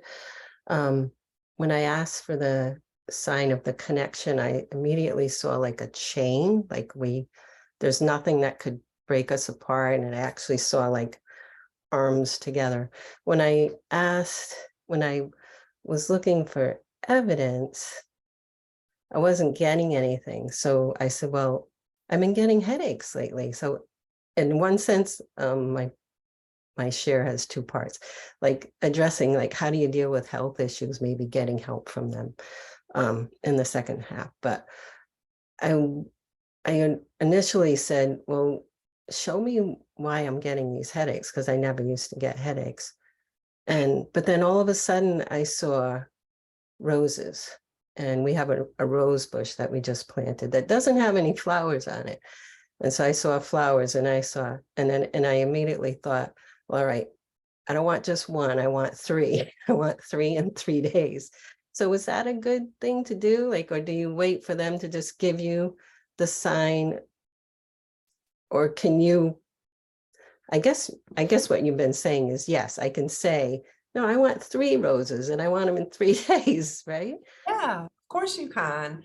The fact that roses dropped in as well, and the fact that you mentioned a chain, and that, you know, these are all like signs. Okay. So you're then on the lookout for that as you go along.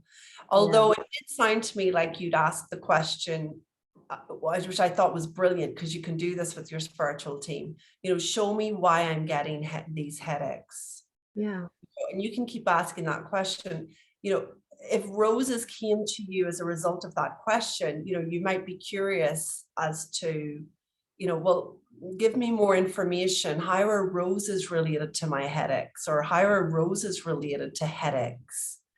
You know, is it there to help me, or is it a hindrance to me? You know, you can get a little more info. But what you're doing is perfect. And in the next segment, I'm going to go into a little bit on the health piece. Yeah. And anything else that you want help with, ladies. You know, if there's something you're really wanting support with, you know, in the next segment, you know, get some coaching, have the experience of yeah, really just coming into your joy and vitality. And we'll do that in an hour's time. Okay, so everybody feeling good to go for a little break now? Good. Thank you. Okay. Okay, so see you in an hour. So in this section, well, there's a couple of things. One, my dog walker is going to come back with my dog, so we might get interrupted slightly with a lot of a dog drinking water. Just be warned. And yeah, I wanted to address in this section of the workshop the whole piece around finding our joy and improving our vitality with the support of our spiritual team. And obviously, you know, oh, that's lovely. Lee's just written. I was just thinking how the miracles are always available to us. Yeah, beautiful. They're always, it's a miracle even being here in, I don't know, maybe 7 different countries, and we're all connecting. It's amazing. So I want to give a little bit of time to joy and vitality, because our spiritual team can really support us in that area too. Okay, so we're going to do a little bit of a process in this section, and a little bit of sharing, and then whatever you'd love some coaching on, can be completely unrelated to anything I've shared if you want it to be. It doesn't matter.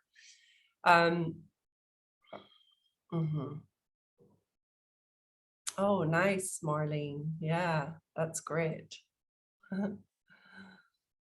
Okay, so let's come into the space. Just close your eyes for a second, and I'd like to read a prayer from Marianne Williamson.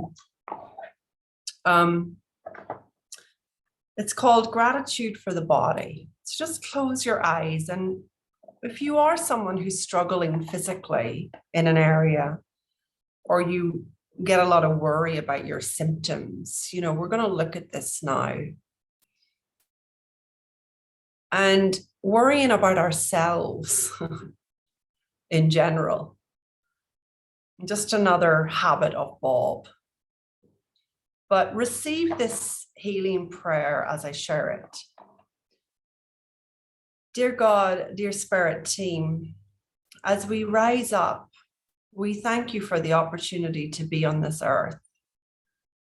We thank you for our mind and our body, for our life. Bless our bodies and use it for your purposes. May we rise up strong today, and may our body and soul radiate your love. May all impurities be cast out of our body and our mind and our heart. And may every cell of our being be filled with your light. May our body and mind both be illumined for your sake and the sake of all the world. Heal us all, dear Lord, and use us that we might know the joy of being used by you. That we might know the joy of being used by you. So often, the reason we're not in a feeling of vitality and joy is because we're not following the divine purpose. We're following our little mind's idea of who we are and what we should be doing and where we should be and all of that. And yet, the joy of being used, in other words, focus coming off self and onto service, allows for such a deep vitality to rise up within us. So if you are open to it, invite your spiritual team to be supporting you in being used more fully, in being used for something bigger than what you're currently experiencing. You'll be guided. I didn't need to take a 1 hour situation every week with a bunch of schoolboys, but I felt guided to be used in that way. And it gives me such joy. Like, yes, I can wake up tired and I don't want to go. And then I go and I end up having such a good time and all of that. As the focus comes off of ourselves and onto something else, someone else, we begin to experience this joy and this vitality.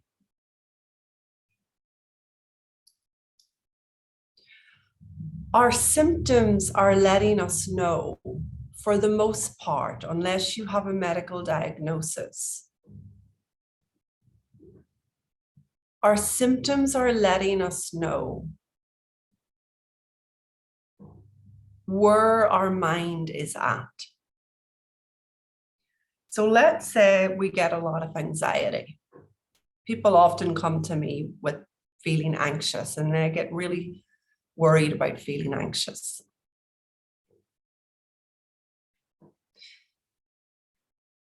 Our anxious feeling is there to let us know that the way we're thinking about life or ourselves or the situation isn't helpful. So our symptoms become our friends. I have a mentor called Bill Pettit. He calls them symptoms as love letters from mind, love letters from God. Our symptoms become our friends, always alerting us to where our mind is scaring us, to where our mind is not to be trusted. We greatly underestimate the level of worried, insecure thinking we live in all day. And so at some point during the day or the weeks or the months, as that accumulates, a symptom needs to be expressed. It is not there to warn you about anything. It is there to let you know that you've got a gun to your head and that you've been having a gun to your head for way longer than you realize. So when we get into feelings of anxiousness, feelings of worry, feelings of stress, feelings of low mood, as best we can, begin to pay attention to that as a friend alerting you. Not a friend warning you, a friend gently alerting you that your thinking has gone so far south for so long that we now have a physical symptom. Now, until I knew that, I would get very afraid of how I felt.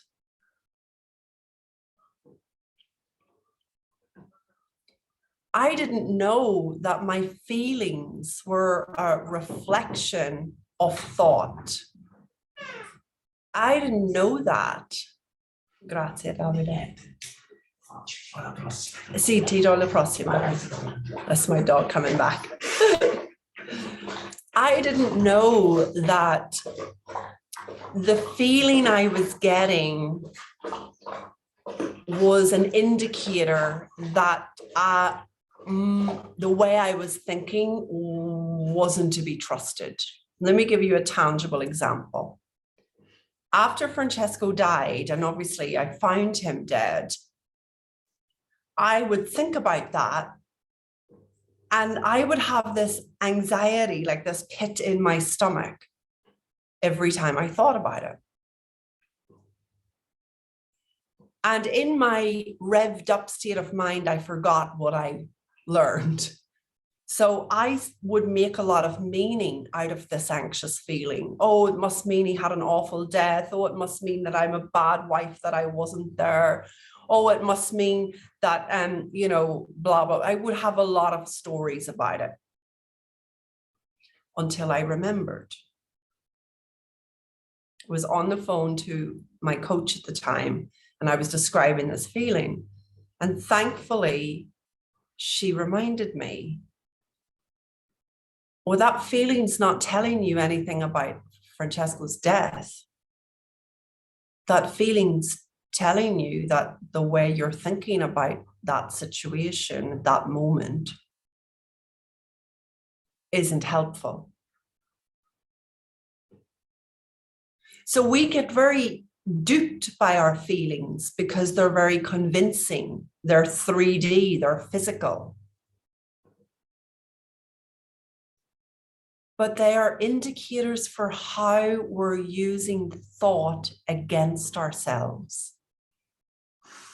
Which is why we never have to be afraid if we feel anxious or sad, nervous, or stressed. We just want to notice, oh, our friend has shown up here to alert us for where our mind is currently at. And by the time we get symptoms like that, chances are we've been in a worried mind for such a long time that the symptom now needs to express. Now, just let me check in with you there. For some of you, this might be new. And for some of you, it might not be landing. Is there any question, comment, yes, but around that? Pat? Yeah, I can go with that.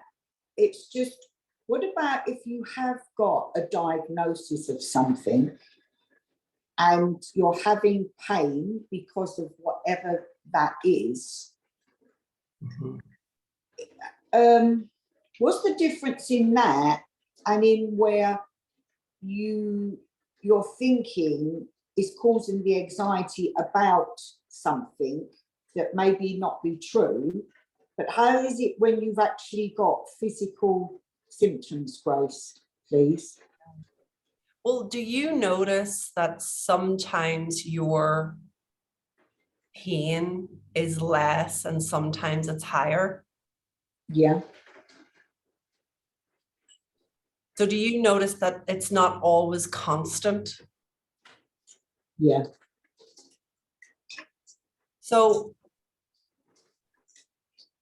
this is where you begin to see the influence of stressful, worried thought on your current diagnosis, on your current pain.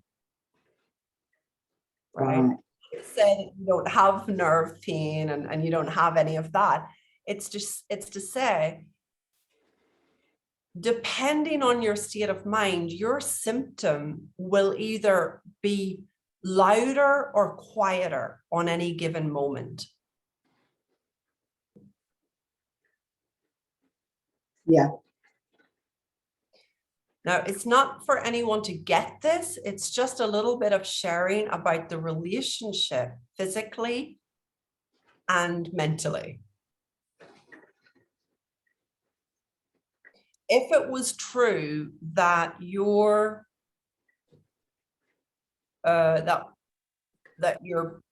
your pain is constant and your diagnosis is not related to anything other than the way you've been thinking, then you wouldn't have experiences of sometimes your pain being louder and sometimes your pain being less. Okay. So you just want to get in tune with, oh man, okay, when my nerve pain gets louder, that's my friend letting me know my mind's even noisier than I've realized. My mind's even busier, more worried than I even give myself credit for. And as my pain settles down, that's a sure sign that, oh, my mind's gotten a bit quieter. Things are a bit easier. Yeah. Is that Yeah. landing at all? Yeah, it seems that I'm getting things in every other place, but I'm finding it still quite difficult as regards physical.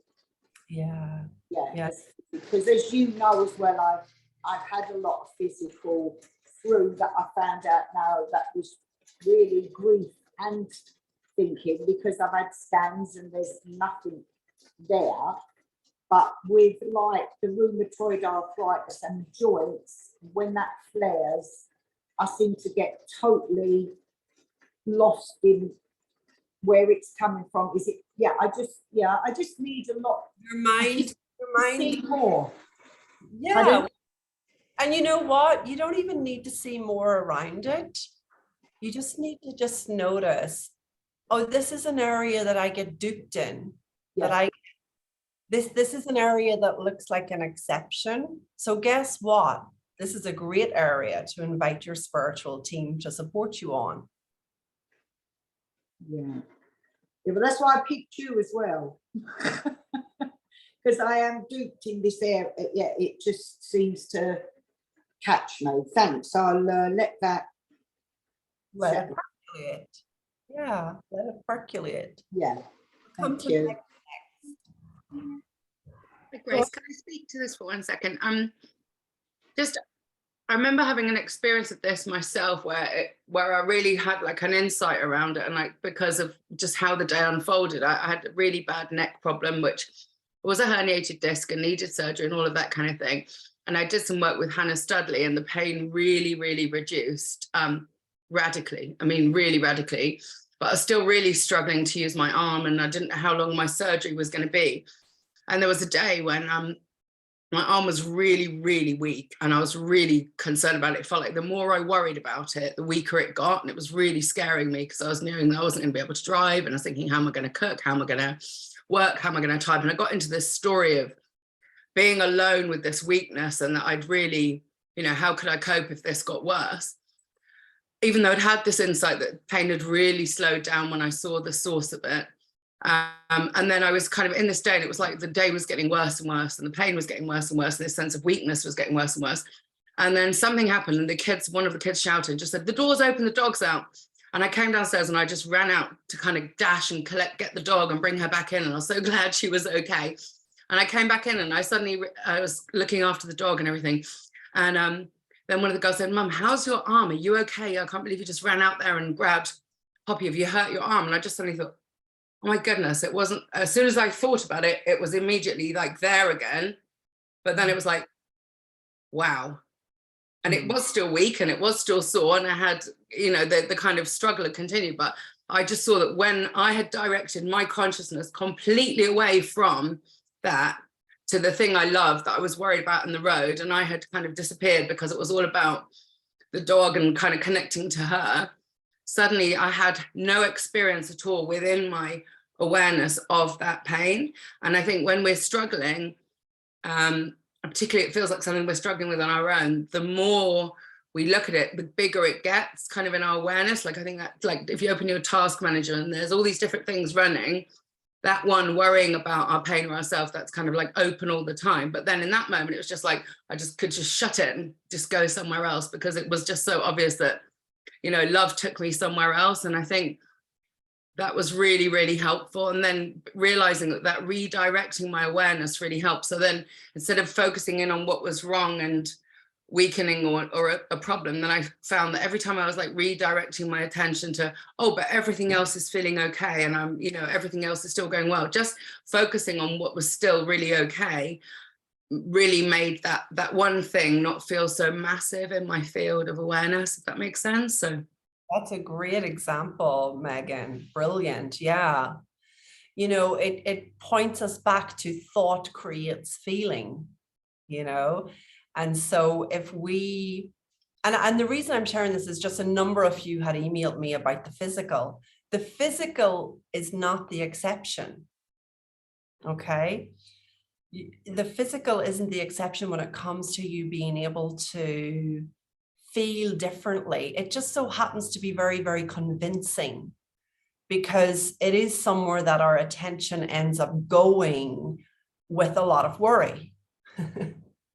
Right? If you have a lot of worry about money, you don't necessarily feel the physical symptom of you know, pain or in the area of money, but physical symptom in the area of the body, you're feeling it. But if there's one thing you can take from this piece, and I think the example that Megan has shared, it really helps all of us to connect the dots around this, that you know, your feeling state is your friend.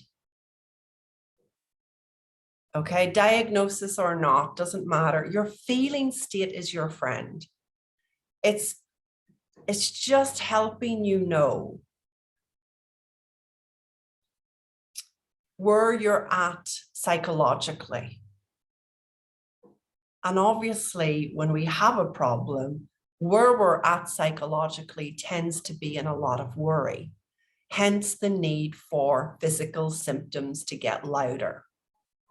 Okay, so you just want to keep allowing yourself to come back to, you know, I don't see it here. It looks like the exception. I'm going to need my team support in this area, and it's okay. There is nothing your spiritual team cannot help you with, including physical pain. And it might just be a shift in your perception that they give you, that then, as Megan described, moves your attention away from the problem. People innocently, they get problems and they innocently think, well, we need to look over there more. We need to fix this and we need to address this. We need to keep looking at it. No, actually, taking our attention away from that particular issue and just noticing where things are working, where we are feeling good, often leads to solutions in the problem area. It takes a certain amount of trust on that. Sadasat. Hi, Grace. Hi, Hi. everybody. Hi. I'm coming Sure. to that car first, and then I'm coming to you. Sadasat. Oh, I'm sorry. I didn't realize you had a line. Yeah. That's okay. One of the things that I've actually been going through a very challenging time for a while now, and I have a friend who came to stay with me here.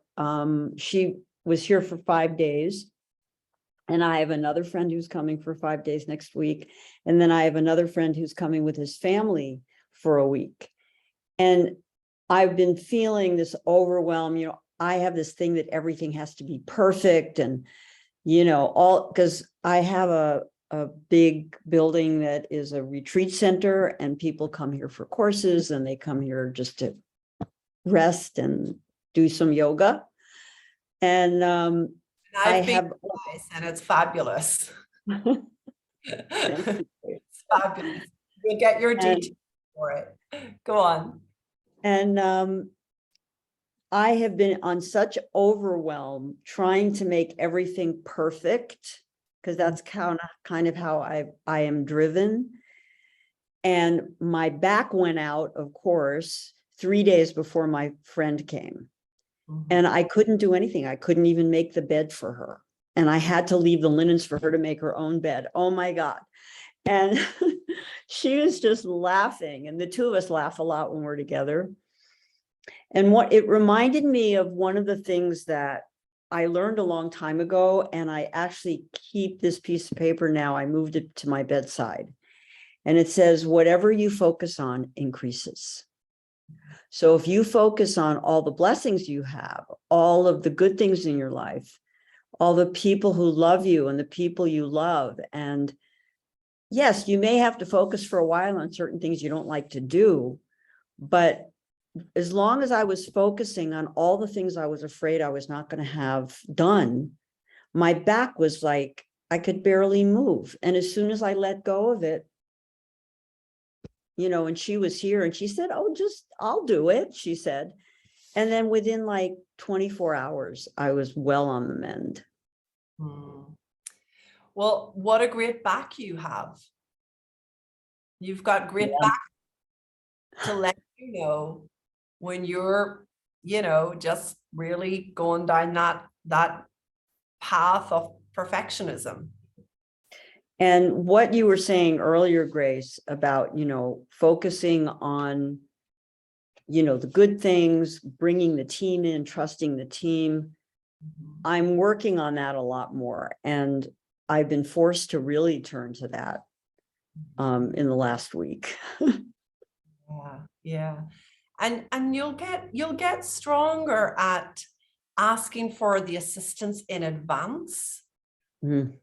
Sometimes we are brought to our knees or onto our back before we move, truly will get out of the way, you know. And yet here, hopefully through our sharing today, what we're really learning is, oh, I can set intention in advance that, you know, I'm going to have a fresh perspective about people coming to stay. That, oh, okay, I can set intention that my team's going to help me with this habit of perfectionism that I get into. Like, you know, what's great about what you've shared too, Sadasat, is that you're seeing your habit. We all have habits of thought, and one of your habits of thought that looks very compelling is the perfectionism piece, the habit of perfect. Yeah. And it's as we see ourselves with the gun to our head, as it were, about being perfect, literally the gun starts to fall away. We catch ourselves in the act of perfectionism and we wise up a bit. Like, I've no doubt you'll catch yourself next time. Absolutely. And how interesting the back is our support system, huh? So when It we're is. on our own and we're trying to do it all by ourselves, how incredibly designed we are, that the very part of the body that is there to support us gets knocked out. Yeah. How incredible. And all we want to do is, okay, thank you, friend. Thanks for having my back. Thanks for showing me when I've gone down the path of perfect far too far. And 24 hours, did you say you were back on your feet? Well, I was more mobile. More mobile. And within a day of my friend being here, I didn't need any support to walk. I had been using my husband's cane and I didn't need it anymore. A miracle, a miracle. Some people, their back goes out for weeks at a time because you see what you see, and because you've got that incredible support system of spiritual team. You don't have to be so in charge. Yeah. I so get it. We're so alike. Thank you for sharing. You're welcome. Thank you, Grace. I can't really keep up with the comments that are going on. I'll try and get there, but I'm keen to get to those that want to speak on the workshop first. So Dorothy, you were next, darling. Hi, good to see you. Great to hear from everyone. So it's funny because two things came to mind that I wanted to share, and both of them have to do with horses, oddly enough. So I think the conversations we've been having connected the dots on something. I was riding this beautiful Icelandic horse bareback, and I took my daughter with me once. This is out on my friend's property, which is like, you had to go past pastures where there are many cows and so on. And there's one pasture, my friends told me, whatever you do, don't let the dog go into that pasture. Her dog, she had this big dog. He was like the size of an Irish wolfhound. Don't let him go in there because there's a very aggressive bull. So make sure he doesn't go into that pasture. So anyway, we got on this long ride, and my daughter was scared. She was about 12. I was trying to teach her to ride bareback. She was behind me, holding on for dear life, and she didn't want to run and she didn't want to trot. And finally we get back, and I'm kind of exhausted because, you know, she's been afraid. And all of a sudden, way ahead of us, I saw Chase, the dog, go under the fence into the bull pasture.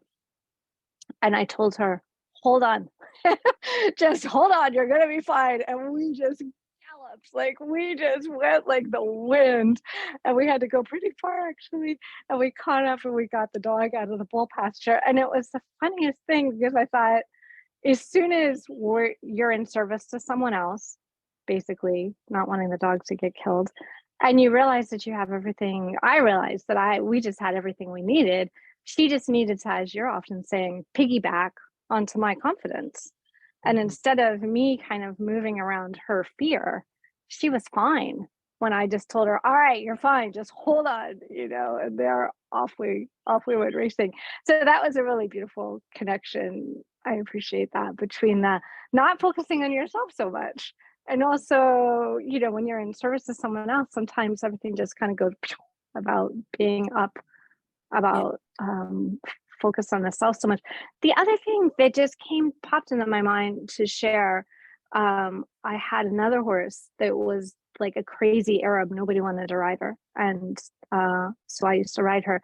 And she went through a series. I was out racing her actually in a field, and had a saddle on, and she just went completely nuts, which she did sometimes. I liked it. I found her a challenge, but it was too much. And she started bucking, and then she just started running like out of control, galloping. And it was very interesting because I didn't even think about it, but I just knew what to do. I just tumbled off her shoulder. Like I knew I had to get off of her. She was just out of control. And my body just knew what to do. So we're talking about bodies right now and our innate wisdom within our bodies. And that was one of the most visceral experiences that I ever had, of just letting everything go and just letting the body take over. And it knew exactly what to do. I mean, if I had panicked or had tried to think it through, I could have been killed or dragged or badly injured or stuck in the stirrup or whatever. But my body knew. It knew how to bail out. Yeah, this is a wonderful example, Dorothy, for everybody, because it brings forward just how well taken care of we are.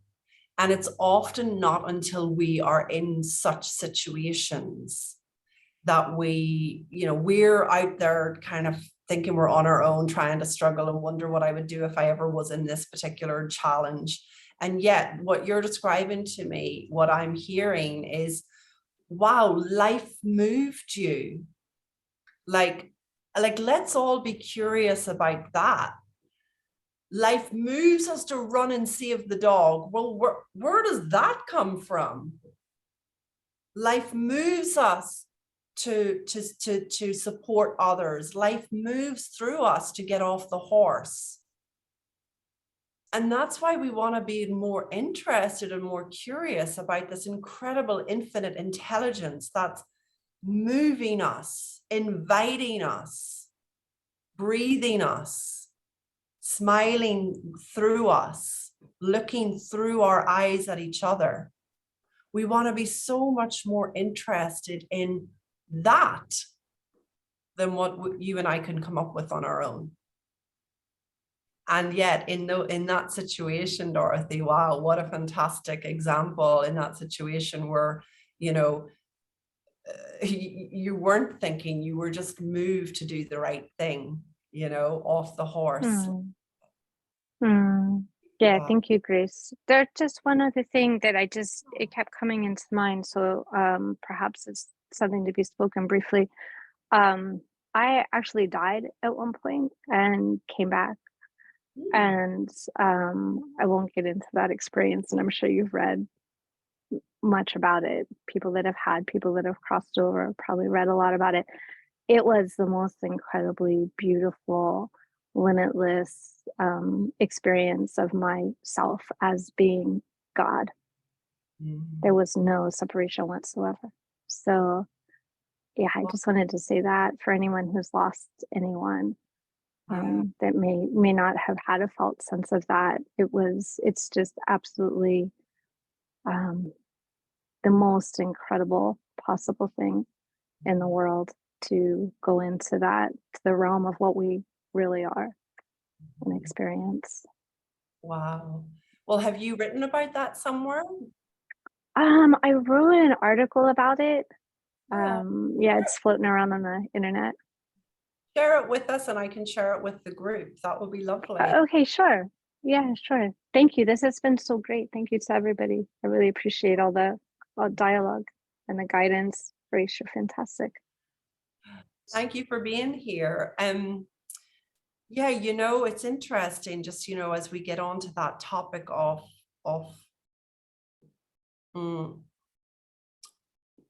something greater than us and life moving us and life living us and death not being the end. The more we get interested in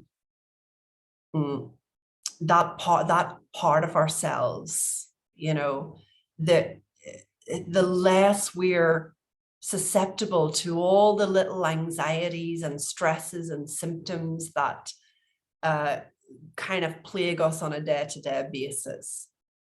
I remember it distinctly in finding Francesco dead. I was overcome with the greatest feeling of love that I have ever experienced in my life. I think I tried to grasp love intellectually up until that moment. And in that moment, I just knew, oh my God, this is what God is. This is what death really is, pure love. And that love carried me through for a number of weeks and months. People would say to me, how are you able to show up and do your work after what's happened to you? This love was carrying me through. At some point, Bob began to take over, and the natural process of, the habitual mind coming back into focus. But just as Dorothy described, and just as I can validate in finding Francesco dead, there's nothing to fear. And there's so much more to us than what we give ourselves credit for. Why would we bother trying to do it all ourselves? The DIY just becomes senseless when you realize what you're made of. Was there another question or comment coming up? Jenny, and then Megan, I think. Did you put your hand up? Okay, Jenny. It was just an experience after Dorothy spoke that I forgot about, actually. And it just kind of occurred to me how I didn't, right, so I explained what happened. So I was cycling and I didn't have a helmet on, and I had something got caught in my wheel, my front wheel, and I completely went over and my head hit the floor, but it was grass, luckily. And I remember that, and I somehow I got myself home, and when I got there, my then husband opened the door, and I didn't know who he was, and I didn't know where I didn't even remember I had a son at nursery who was 2.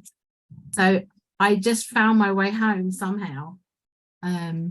Wow. Yeah, and I had to go to the hospital and have a scan. But... So what do you make of that? Well, I'm kind of thinking, is it my spiritual team? Were they helping me then? And I had no awareness of that, or was it that there was a neuro pathway that kind of guided me home. I don't know, because I was quite a way away.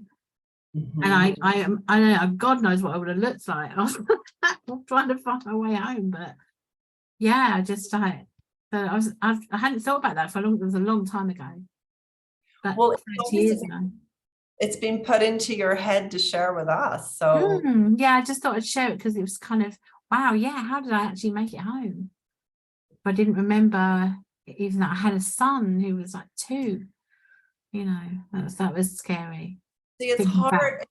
It's hard not to trust in life, isn't it? When you have these real-time examples of how well looked after we are.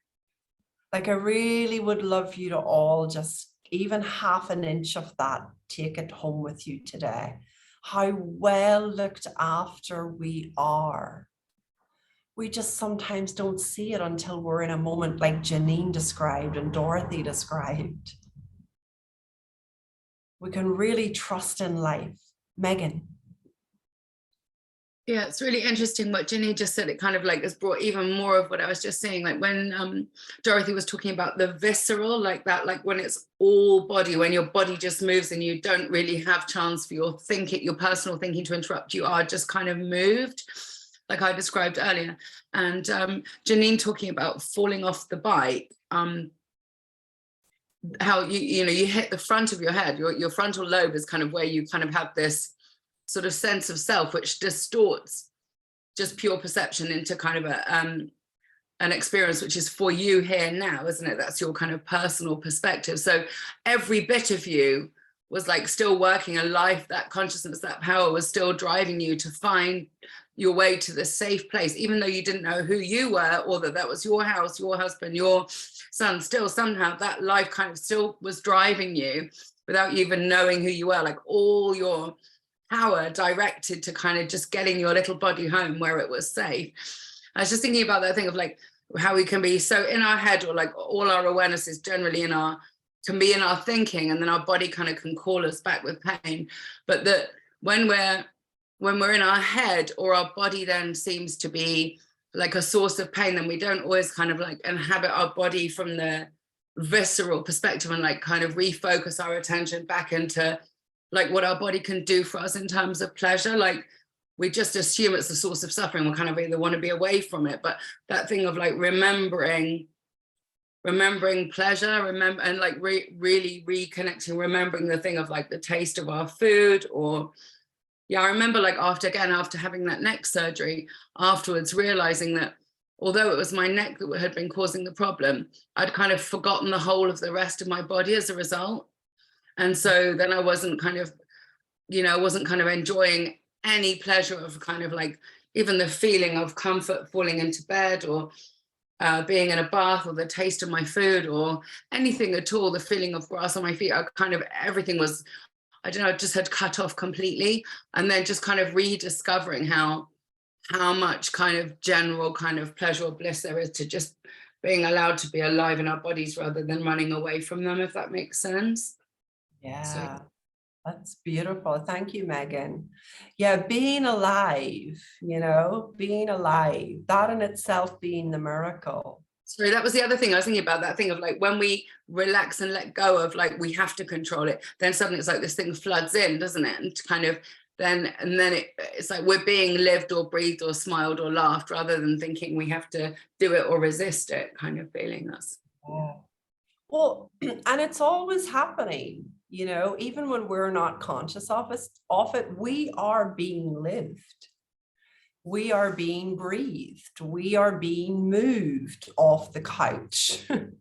We are being moved in certain directions to a workshop like this. Like, we think it's us, and then we get into all this innocent seriousness, like decisions become life and death, when actually life's moving us, guiding us. So again, as we get out of the way, we just experience more of that. We just become conscious to all of that. Let's just take a moment, if you're open to it, a little gentle grounding exercise. Okay, I promised on this workshop there'd be a mix of the teaching and the meditations, but I'm feeling called to do just a little bit of a grounding exercise for a second. And let this one be particularly around healing for any part of your body or any symptom you're up against. Could be a goal you're working towards, or it could be a symptom that plagues you. Like this morning, I went to do something and I realized just how fast my heart beats because I have a little habit of rushing. You know, anybody familiar with that? And I realized, oh my God, like that, my heart must be working really hard. So I'm going to send some healing to my heart. Okay. So any part of your body and any symptoms, so just close your eyes.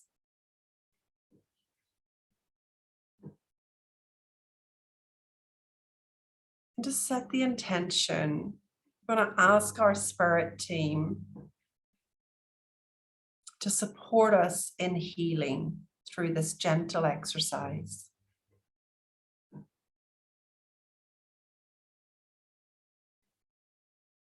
Take a few breaths. If you prefer, you can do the sipping breath, or you can just do the general breathing to the count of 4, in and out.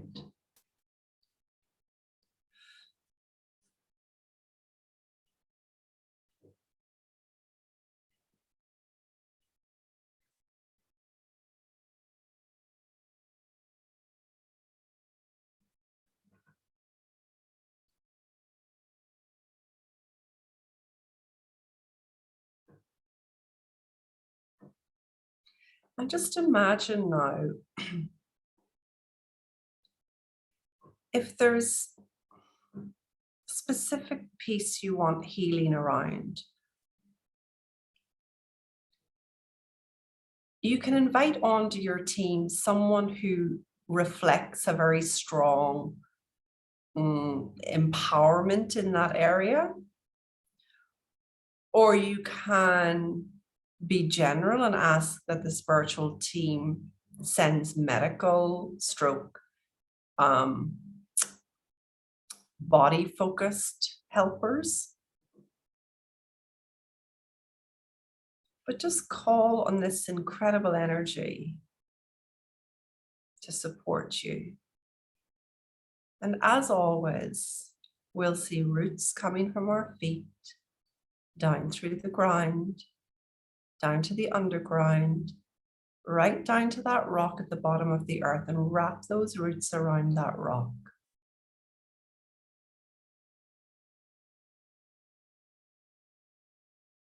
See golden light emanating from the rock, up through the roots, through the underground, through the ground, through the floorboards, into your feet. And send that golden light to every cell of your being, to every part of your body,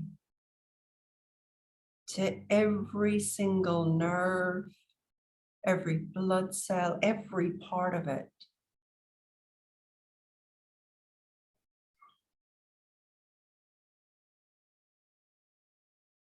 All the way up through the body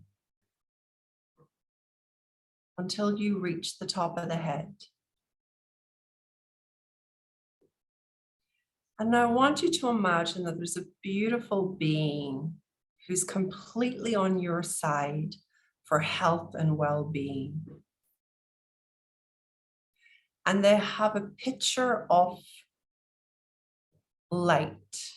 And they're about to pour it over you.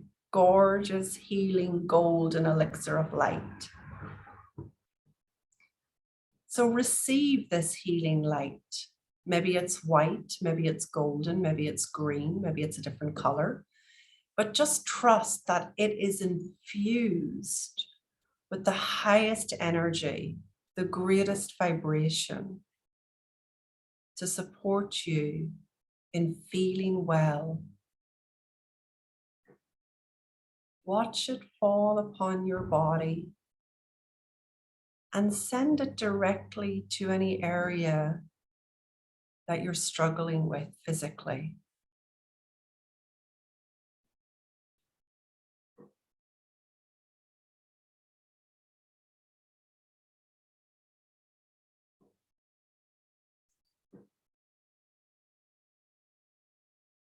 Feeling yourself calm.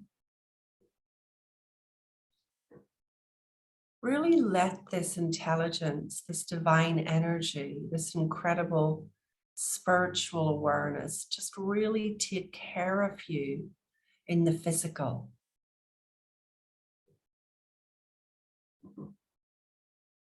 Knowing that you're here physically because you're meant to be.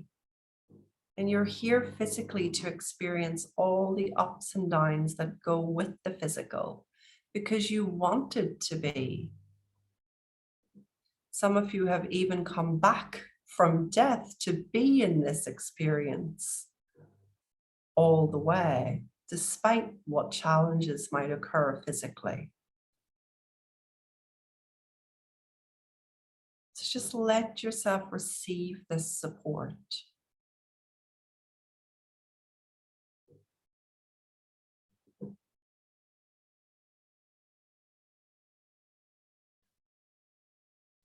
It might be that your mind is the symptom. Maybe it's always worried, always busy, always tied into regrets or shame or future or concerns. Send extra healing light to the mind and invite your spiritual entourage here, your spiritual team, just to really allow you to have their perspective on your body, to have their perspective on your health, to have their perspective, their thoughts, their thinking about your symptoms.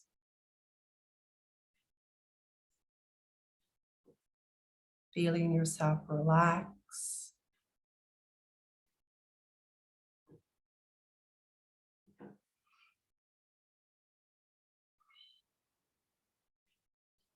And for many of us, it's like wearing a heavy cloak of worry. So just in your mind's eye, just see this team member, this intelligence, this energy, removing the cloak of worry from you.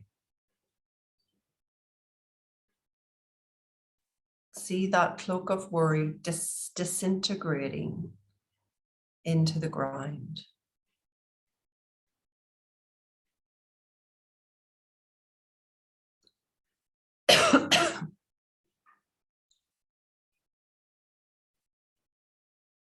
Basking in this light.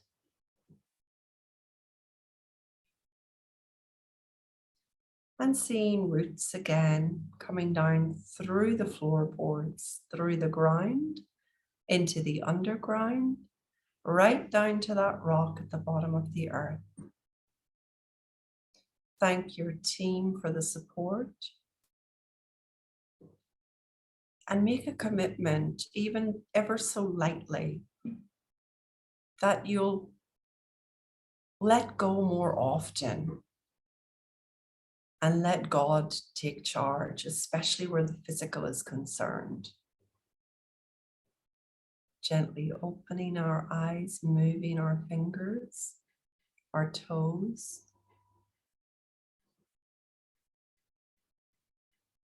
Coming back to where we are.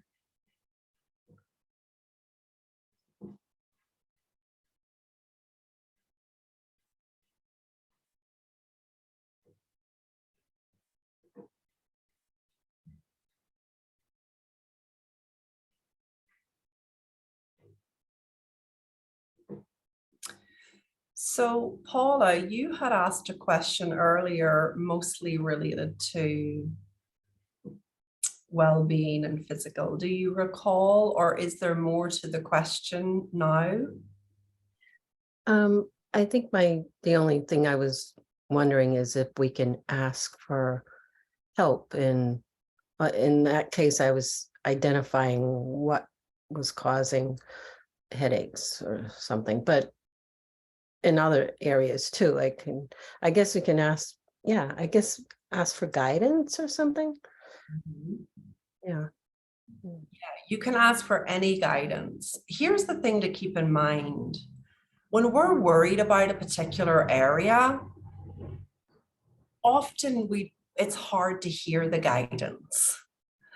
It's almost like the channel gets a bit croaky. Let me give it to you this way. Like, I went totally down the rabbit hole of what food should I eat? What food should what would be the best diet for me? And I forgot, oh, this is where my mind goes when it gets busy. So when my mind gets busy, I don't get flavors of thought about, I don't know, other people. I don't get flavors of thought about money. I don't get flavors of thought about relationships, right? When my mind gets busy, I get flavors of thought about how much I weigh and how I look. That That's never happened to me. I'm only kidding. What's that? I said that never happens to me. I'm kidding. But I've learned to see, Paula, it's really symptomatic of a busy mind. I used to fall for it much more. But let me go back to the story. I fell for it after Christmas. Surprise, surprise, right? I fell for it after, because I went down this rabbit hole of which diet should I do and what should I eat? And oh my God, summer's coming. It's around the corner and I still haven't done anything. And I just fell for Bob. Bob was so drunk in my head about how much I weighed and how I looked that it was just so loud in there. And I was trying so innocently to get my spiritual team's guidance in this area. But I couldn't trust what I was hearing because I was convinced intellectually, oh, there must be a right diet for me. I mean, there must be a right way to do it. And, and so I find myself asking all these people, all these questions. And it just took me further and further away from the truth. Until my mind shut up about it. And I woke up one morning after much blah, blah, blah, but I wasn't thinking about it so much anymore. And I got my answer. And I felt it and I trusted it. Okay. That there was something I could do. Okay, Jill has to go. No problem, sweetheart. That there was something I could do to support my well-being in that way, in that area. Now, I couldn't hear the guidance. It was common sense, Paula. It was something I already knew. It was something that had come to me before. But, it was like, oh, that's too simple. Oh, that's just too easy. So sometimes if we're really worried about an area, it's not always very clear. And that's where I would invite us to sit down and say, if this connection, if what you're telling me is correct, give me a sign. Like, for example, you were to do 3-minute meditation and you were to ask your team about the headaches and they give you a sign. If this is really what's causing the headaches, please give me a sign. And then you just go about your day and you would see the sign that they had given you, or you wouldn't. Okay. So you can ask for anything. And maybe this goes back a bit to Maureen's question about the obstacles. When we're really worried about a situation, that's the only time that maybe we can be a bit confused on the guidance. Okay. Anybody else? Thank you. Marlene, thanks, Paula. So I just moved to share something around health again, because when we made this short meditation, I felt my knee a little bit more because it's healing. And I just want to add that we often get the symptoms wrong. Like we think when we feel something, something is really wrong. And I just want to add that we don't know what our bodies do. And sometimes it just feels like we feel our body, and it's more likely that it's healing than not, because our body always is healing itself. Like our body is 100% loyal to us. So it always makes 100% for us. So I feel it's about trust. If we have to really do something, we will know. We will just know. That's a beautiful share. Thank you. Thank you, Marlene. Yeah, and it goes back to that. We will know. We can trust life to move us. We can trust ourselves to do the right thing, But what a great example of how worried we get, like how worried we get about the physical, because we feel it. But just because you feel it doesn't mean it's telling you something. It's usually indicating where your mind is currently at. Now, I want to share with you a little exercise to support you in experiencing a bit more vitality. Because one of the things that many of you wrote to me about was not feeling particularly energetic or joyful. How do I get more energy, Grace? I always feel a bit tired, or I kind of bored with my life and the way it is. I'm having to take care of others and I'm not really, tuned into myself. So I wanted to share with you a part of, and it's just very short, but it's a part of what I call my passion process. And I've walked hundreds of clients through the passion process in the last decade, just helping them discover what they want to dedicate their life to and what really, really lights them up. So I'm not able to do the whole process with you here, but I'm able to give you some key pieces that I know will help your vitality, and I know will open up the possibility for you to have more joy. If you have a pen and paper in front of you, it would be great, because it's more of a writing down exercise than a thinking up exercise.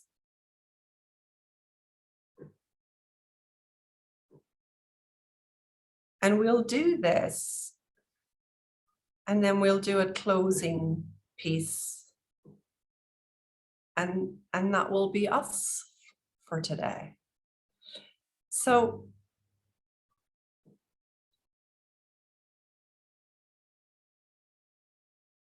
often our energy wakes up, well, always our energy wakes up when we are in alignment with our true passions. We often have lags in our energy when we're doing things that just aren't that passionate for us, just not that inspiring. So you want to always keep an eye on in your everyday life where your energy comes to life and where your energy shuts down. Like, it doesn't matter how tired I am or how whatever I am. If somebody calls me and says, Grace, I've got an invite for you to a 5-star hotel and you need to get an outfit, and I'll give you the address of the shop you need to drive to do the dress fitting. And then once you've done the dress fitting, a car will pick you up and take you to this party at this hotel. And I don't care how little sleep I've had, I'm on it. Okay. It's so clear to me, my energy wakes up when there's a beautiful space involved, or there's fashion involved, there's some level of connection with new people involved. Teaching's another example for me. Knowing what lights us up drops us out of this constant humdrum about how we're feeling. Often you're feeling crap because you're not giving yourself permission to experience what you really enjoy.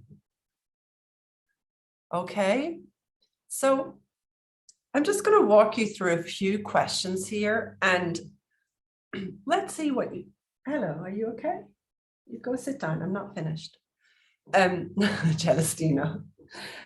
Often you'll just, have a look at these questions, and you might refine them in the coming days after this session, but just go with your first inkling, your first, that's what it is for me, your first answer. All right. So probably best if you, let me show you as an example.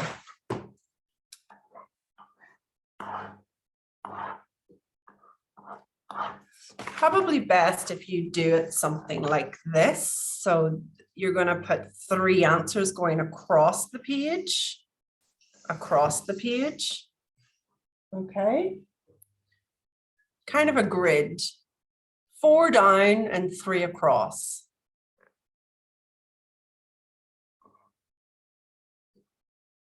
Don't necessarily have to do the grid, just showing you a possibility. So the first question that you want to ask yourself is, where am I most disciplined? No one has to remind me. No one has to get me out of bed. No one has to tell me to do it.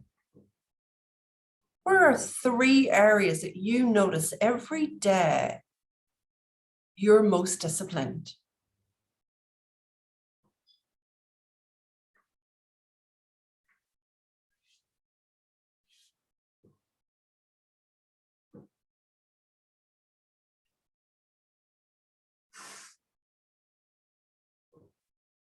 Very sorry. So we've got our 4 across and our 3 down. So is this question 1? And then when you say, where's the 3 areas you're really disciplined, is that right? Do they go in 1, 2, 3 in that column? Have I got that right or not? So don't worry about the column right now. Okay, just 3 areas where. There's 3 answers across the page. Yeah. Where am I most disciplined? No one has to remind me.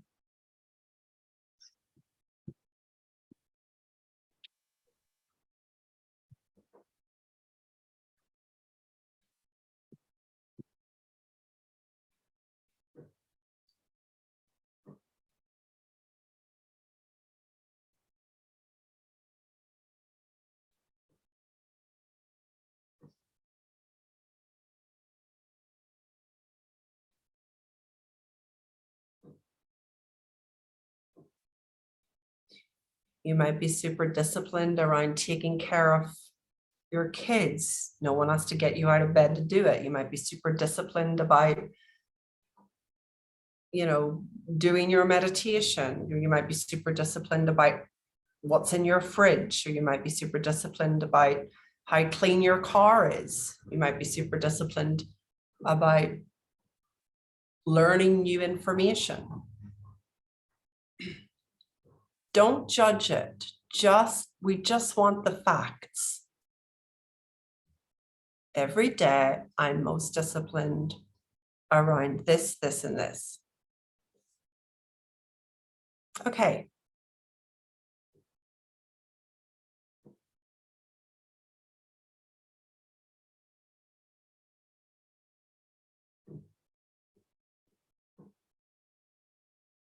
And if you've done this with me, the full process before, you're doing it a little bit again because it's still important for you. And I'm sure your answers might be slightly different now. Question 2, what do you always find money for after bills? So what do you notice you find money for, or you're willing to borrow money for, or you're willing to search for money for, or work for money for? Like, what do you find money for?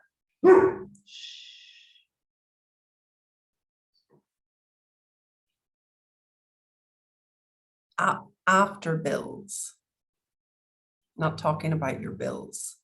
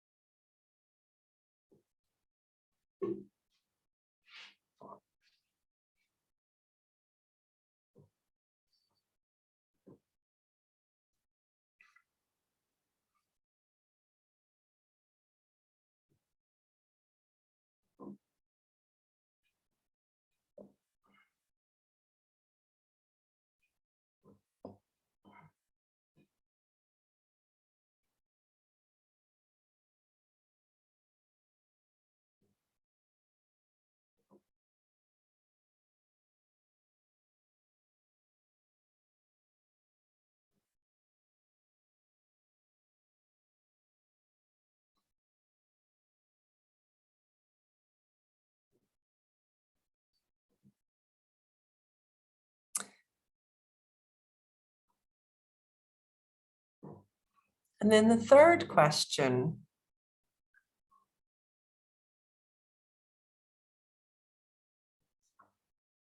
where does your energy come to life, even if you've been exhausted all day? Where do you notice your energy wakes up, even though you might have been exhausted all day or all week or all year?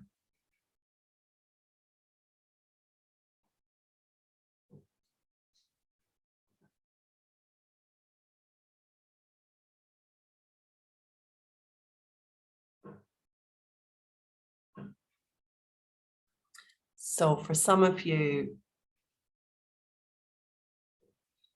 maybe your energy wakes up when you watch a documentary. Well, what type of documentary? Because there's a clue in there, okay, for you. Is it a documentary about nature? Is it a documentary about style? Is it a documentary about somebody that's dead? Maybe for some of you, your energy wakes up when you are amongst new people or people.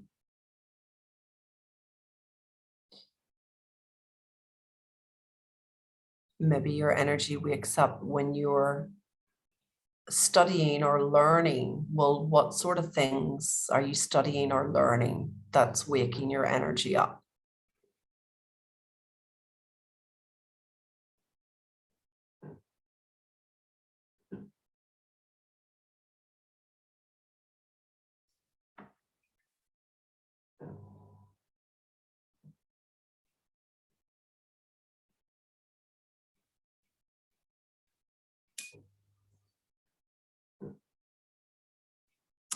And then finally,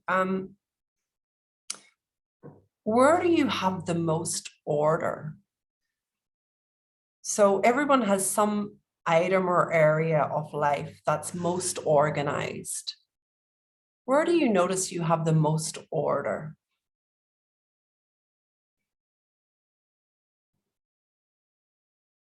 Are you orderly about your schedule, your business schedule? Are you orderly about your wardrobe? Are you orderly about your spiritual practice? Are you orderly about your social calendar? Like, where do you notice you have a lot of order? And I don't necessarily mean things are filed in a box.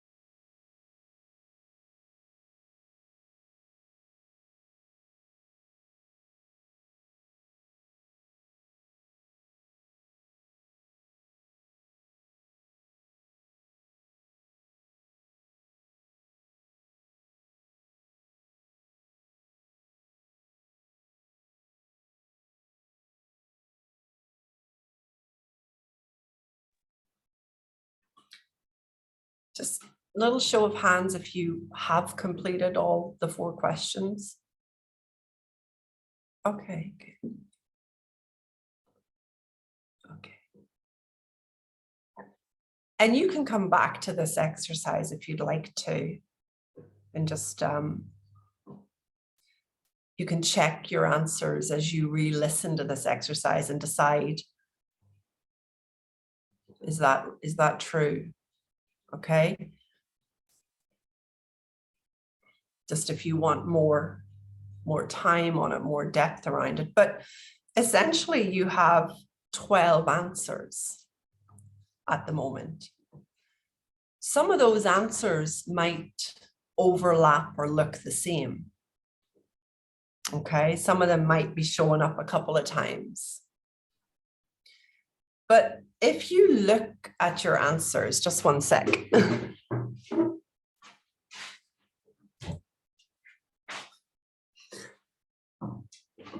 If you look at your answers, you want to go a little step deeper now.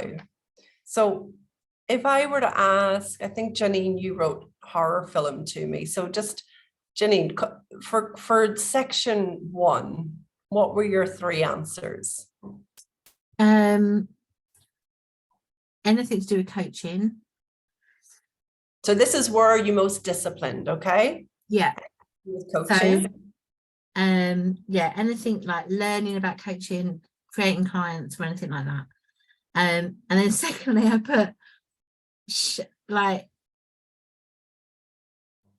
showering, kind of looking after myself in that way, and the house, cleaning the house. Mm-hmm. And then third, I put helping others. So if someone needed help, I'd always will help others through every day. Mm-hmm. Is that different to the coaching for you? Yeah, because I'm a driving instructor as well. So kind of, yeah, but I'm very disciplined with that. If there's someone needs help, I'm there. Okay. Yeah. I didn't know what else to put for the third one, to be honest. So kind of. So like even in those 3 answers right now, there's a kind of a clear passion that revolves already around helping others, because it could be coaching or it could just be helping. Yeah. Would you say coaching is about helping others? Absolutely, yeah. And what would you say, like showering and what does that represent for you?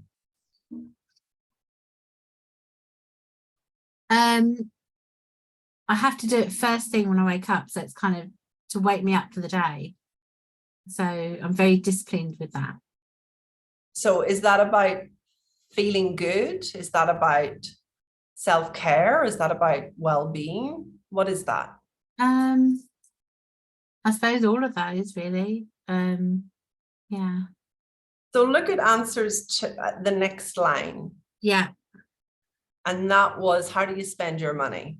That was easy for me to answer. Go ahead. Clothes, makeup first, house stuff and improvements, and then third, stationery and food and books. You know, I love reading books and stuff like that. Okay. So you begin to see what you're passionate about. Mm. Not what you say, it's what your life demonstrates. Mm-hmm. Where your money goes, where your energy goes, Mm-hmm. where your discipline goes. Yeah. It's never the fantasy that we make up. Mm. Truly, always and only what our life demonstrates. Yeah. Right? So you're starting to see there, oh, there's a passion. There are passions emerging. I might want to, you in your mind, you might want to judge them. Well, what do you mean I'm passionate about cleaning the house? Well, what does cleaning the house give you? Sense of peace, and yeah, Okay. when it's clean and tidy, I feel relaxed, and then I can focus. Okay, so now we know cleaning the house is a means to an end. So is taking a shower. Yeah. So is buying books. Yeah. Right? So, but we see, oh, right, I do these things and I spent my money in these areas because they give me what I'm really passionate about. Mm. Yeah. What I'm hearing here, and don't let me put words in your mouth, Janine, but well, I'm really passionate about feeling good, peace of mind, well-being. I'm really passionate about learning. I'm really passionate about what do clothes and makeup represent for you? Feeling good. I'm really passionate again about feeling good. Yeah. Now, if you go through all of your answers, ladies, you'll see, you must ask yourself this question. What does this give me? Like, because none of us are really that passionate about cleaning the house in the end, right? But it's what is it giving us? Oh, Grace, I spend all my money over here on first class flights. Really, I should be saving in the bank. Well, why are you spending on first class flights? Oh, well, it gives me a sense of enjoyment, and I can sleep in the bed during the long haul flight. Well, why bother? Oh, well, because it means when I get there, I feel well. I don't lose a day, right? A lot of what we're driven by, us as a community interested in personal development and coach, a lot of what we are driven by is feeling good and well-being, right? So go ahead, Janine. So why does a horror film make me feel good? Well, that's an interesting one. Where did you put that one? So I put that as things that so if I'm really tired and I've had a really crap day or whatever, I'll put a horror film. It cheers me up. That's a bit weird, isn't it? Well, it's a means to an end. It's a bit like cleaning the house. So let's look at it for a second. Thanks for bringing it up. So where does my energy come alive? Watching films. Mostly, or just horror films make you come alive?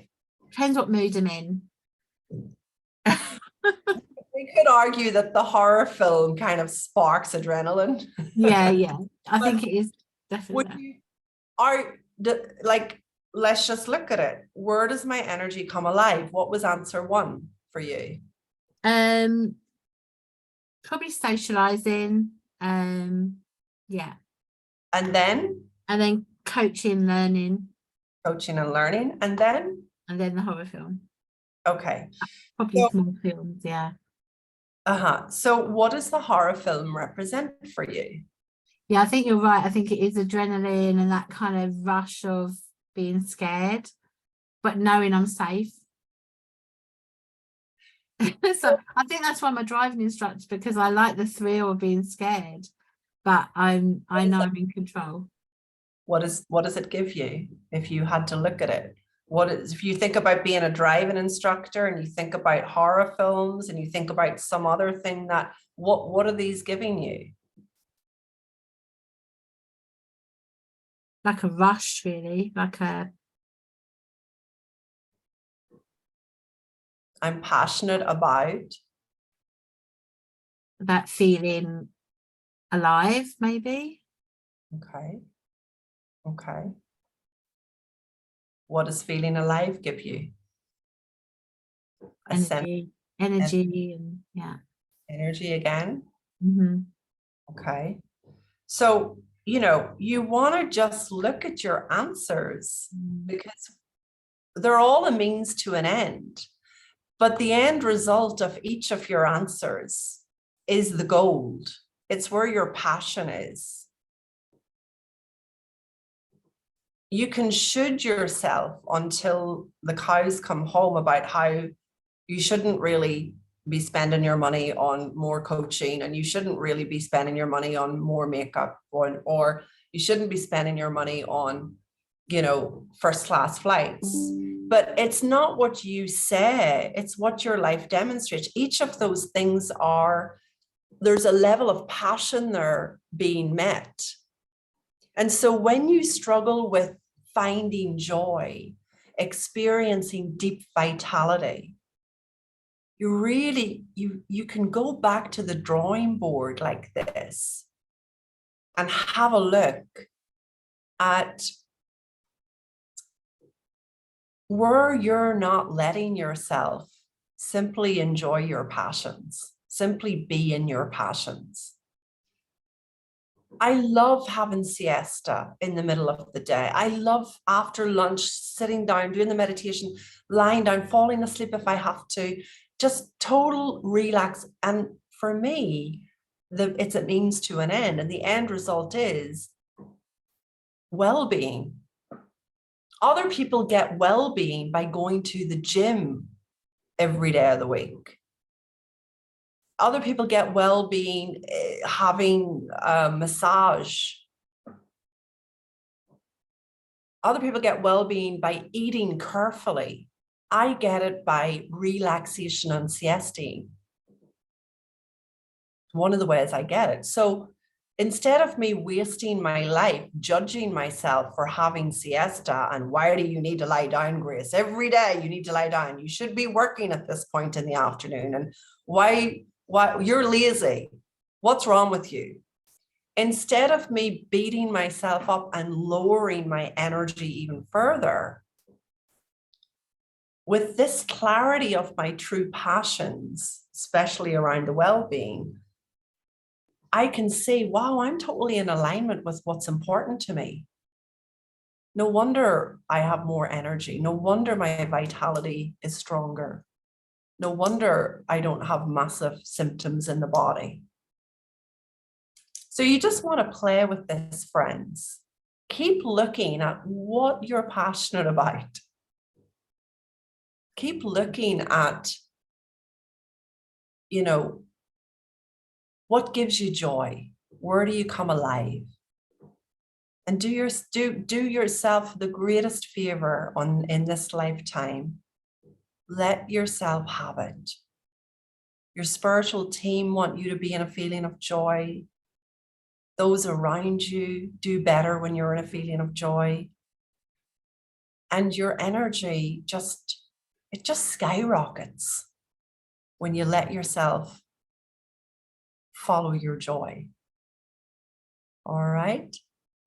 So we'll come to a close. I'd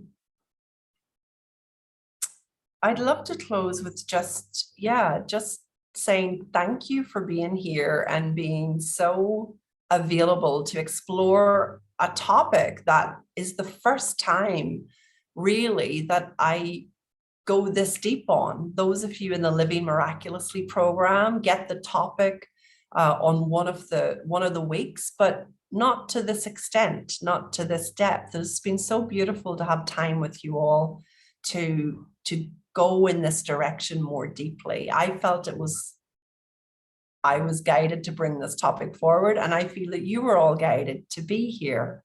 So well done, all of you, for taking part. And let's stay in connection. You know, maybe I'm working with you privately, but if I'm not, please stay in connection. Feel free to email me, tell me what you're seeing. Do notice your miracles from your spiritual team.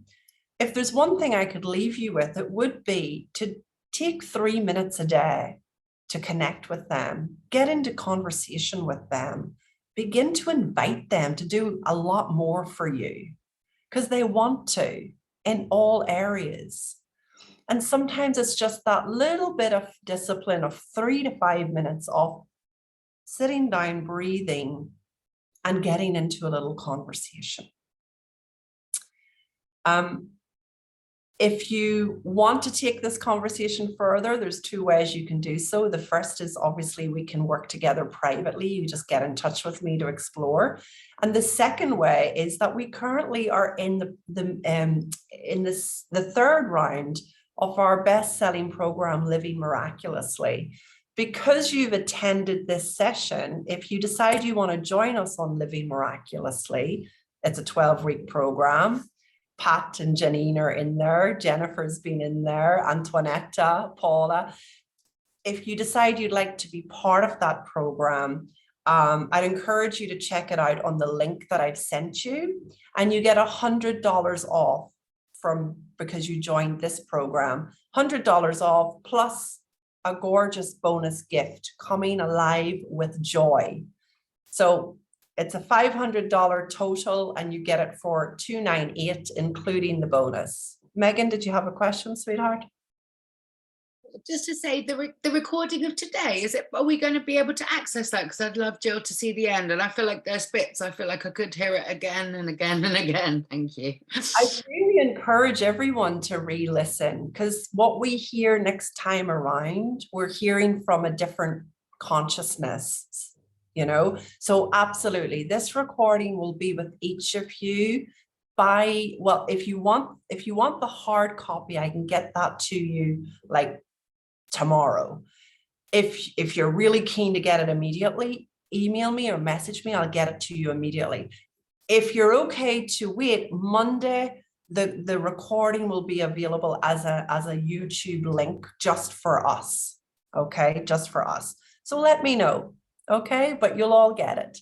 Thank you. Grace, this has been so beautiful. I totally recommend Living Miraculously program. Thanks, Janine. Great to be with you all. I'll see you soon.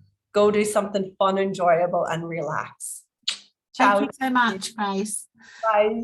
Bye, ladies. Thank you. Bye. Thank you, everyone, for sharing. That was beautiful. Thank you so much. Thank you. Yeah, great sharing. Thank you.